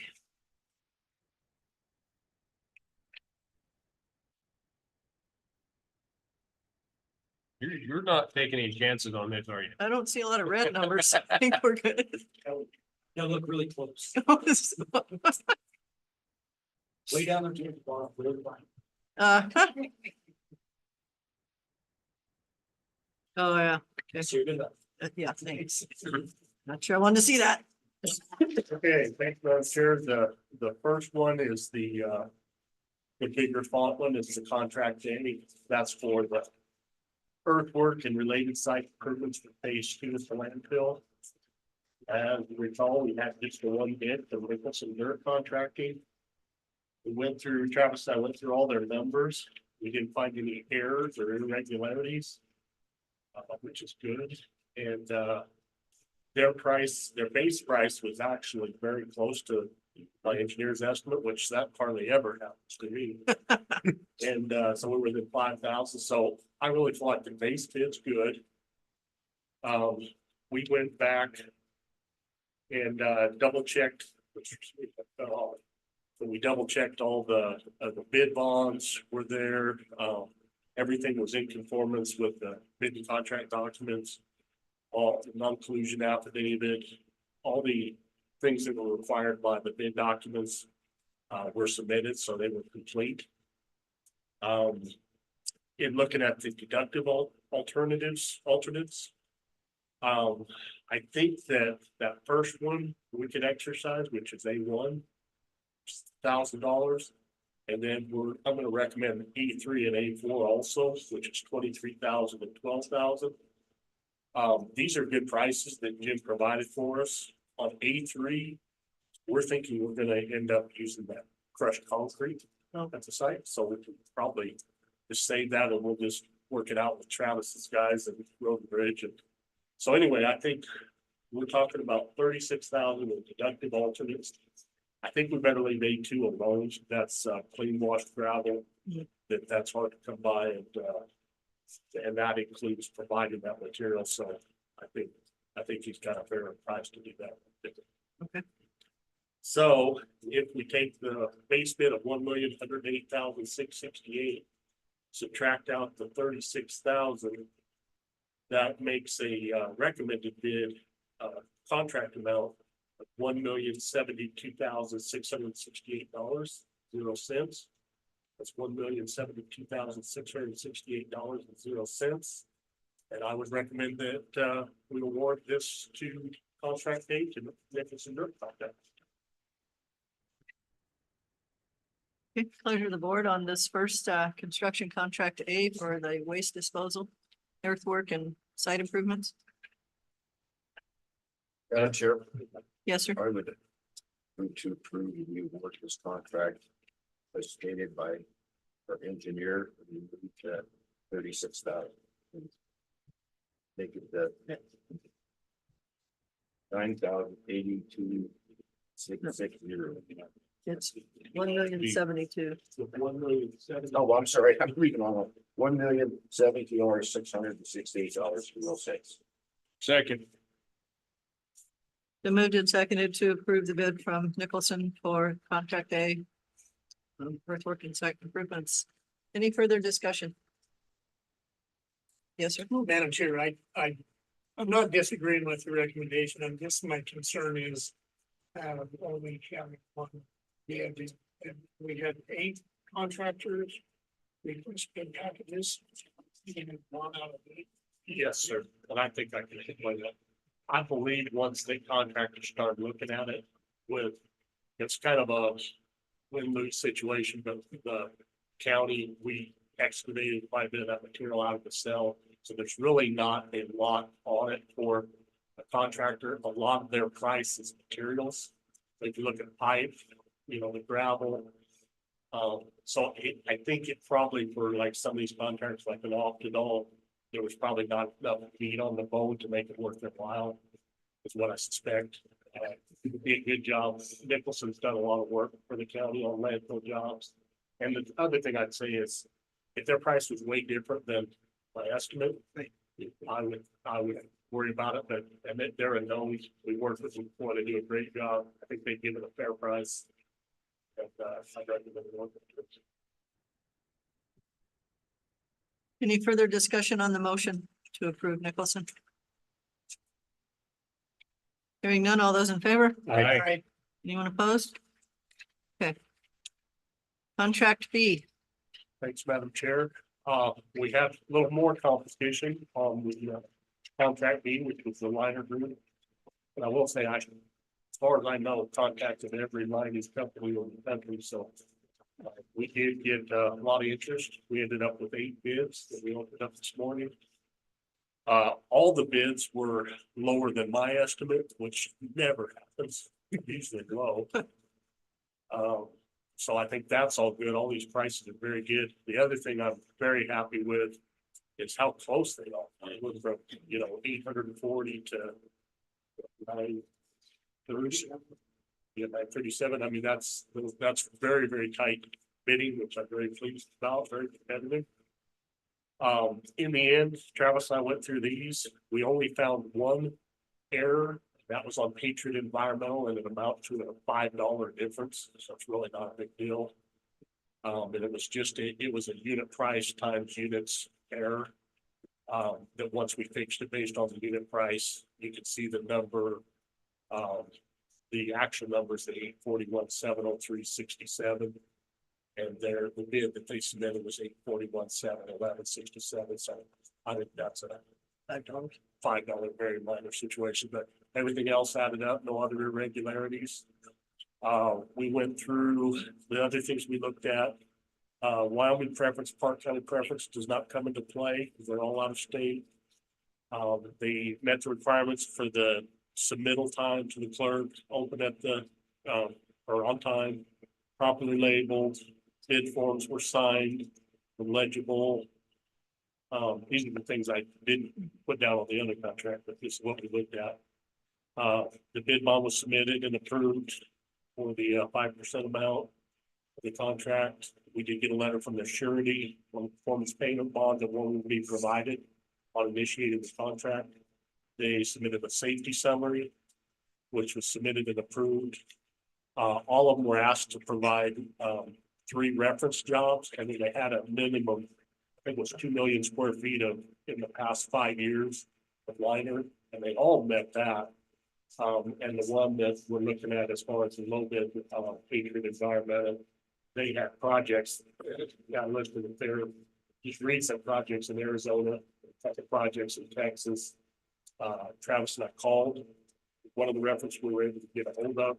They said they're the go-to lighting company. They do a good job. They do a lot of work for the public. He's one of the largest waste companies in the country. So that's good. We looked at their subcontractors, Setco, who's our neighbor next door. They're going to provide the GCL, and then SCAPS will provide all the geomembrane, geocomposite. I know them well. They're very reputable. What else? They had a signed non-collusion affidavit. They acknowledged the addenda, which we had actually 2 addenda. They acknowledged that they had received both of those, and then they provided an insurance certificate. So we see no flaws in our recommendation would be to award the contract. Well, I will say too, Travis and I called to contact the Patriot Environmental, just confirmed that they could meet our schedule, would work with our contractors, they get in with the dates that we need to. They confirmed that they would. They said it would work out perfect for their schedule. So we recommend awarding this to Patriot Environmental for $841,703.67. So moved, Madam Chair. Second. A motion and a second to approve contract B for geosynthetics to Patriot Environmental, Meeker, Oklahoma, in the amount of $841,703.67. Any further discussion on the motion? So recommend that any difference be bonus to the design engineer. Keep I pushing, just, keep pushing. Can I ask one question? Sure. Ryan, where'd you go to school? So can we charge him for this bad man? The $5 or the $8? Yeah. 5 or 8? Well, 8. It's $8. $8. No bonus for you. Okay, all those in favor? Aye. Anyone opposed? Motion passes. Thank you. Thanks, Brian, for the work. Thanks. And Madam Chair, we got one other issue that I guess it's the delay that we think out for separate. We had one bigger that actually submitted a cashier check Oh, in lieu of a bid bond made out to the clerk. It was to be a cashier check. I didn't know how to do it. Send it. That about working. We get with cash and check, they can just void it. They can void it. And redeposit it. Redeposit, yeah. Even though it's made up. for the- Yes. Cross it out, make it up. Sign it off, but you pay for your- That's all on that. If you know, it's paid. You're more comfortable with that. It depends on their bank, but I have redeposited, I've pulled cashier checks to go buy something that wound up not buying. And I just drop it back in to my bank and goes in. That's And no. Wyoming. Yeah. I said, cash the damn thing, go party. Now, how much is it for in there? Before we- Okay, hey, And we can have one. budget's looking better. Please retirement party. Oh, jeez. We're having a good Christmas dinner this year. Oh, summer party? All right. Thanks, guys. Move to adjourn. Second, Who first? Scott. Scott. Mangle. Been motion to adjourn. Any discussion? Obviously none. All those in favor? Aye. Anyone opposed? No. Okay. Thank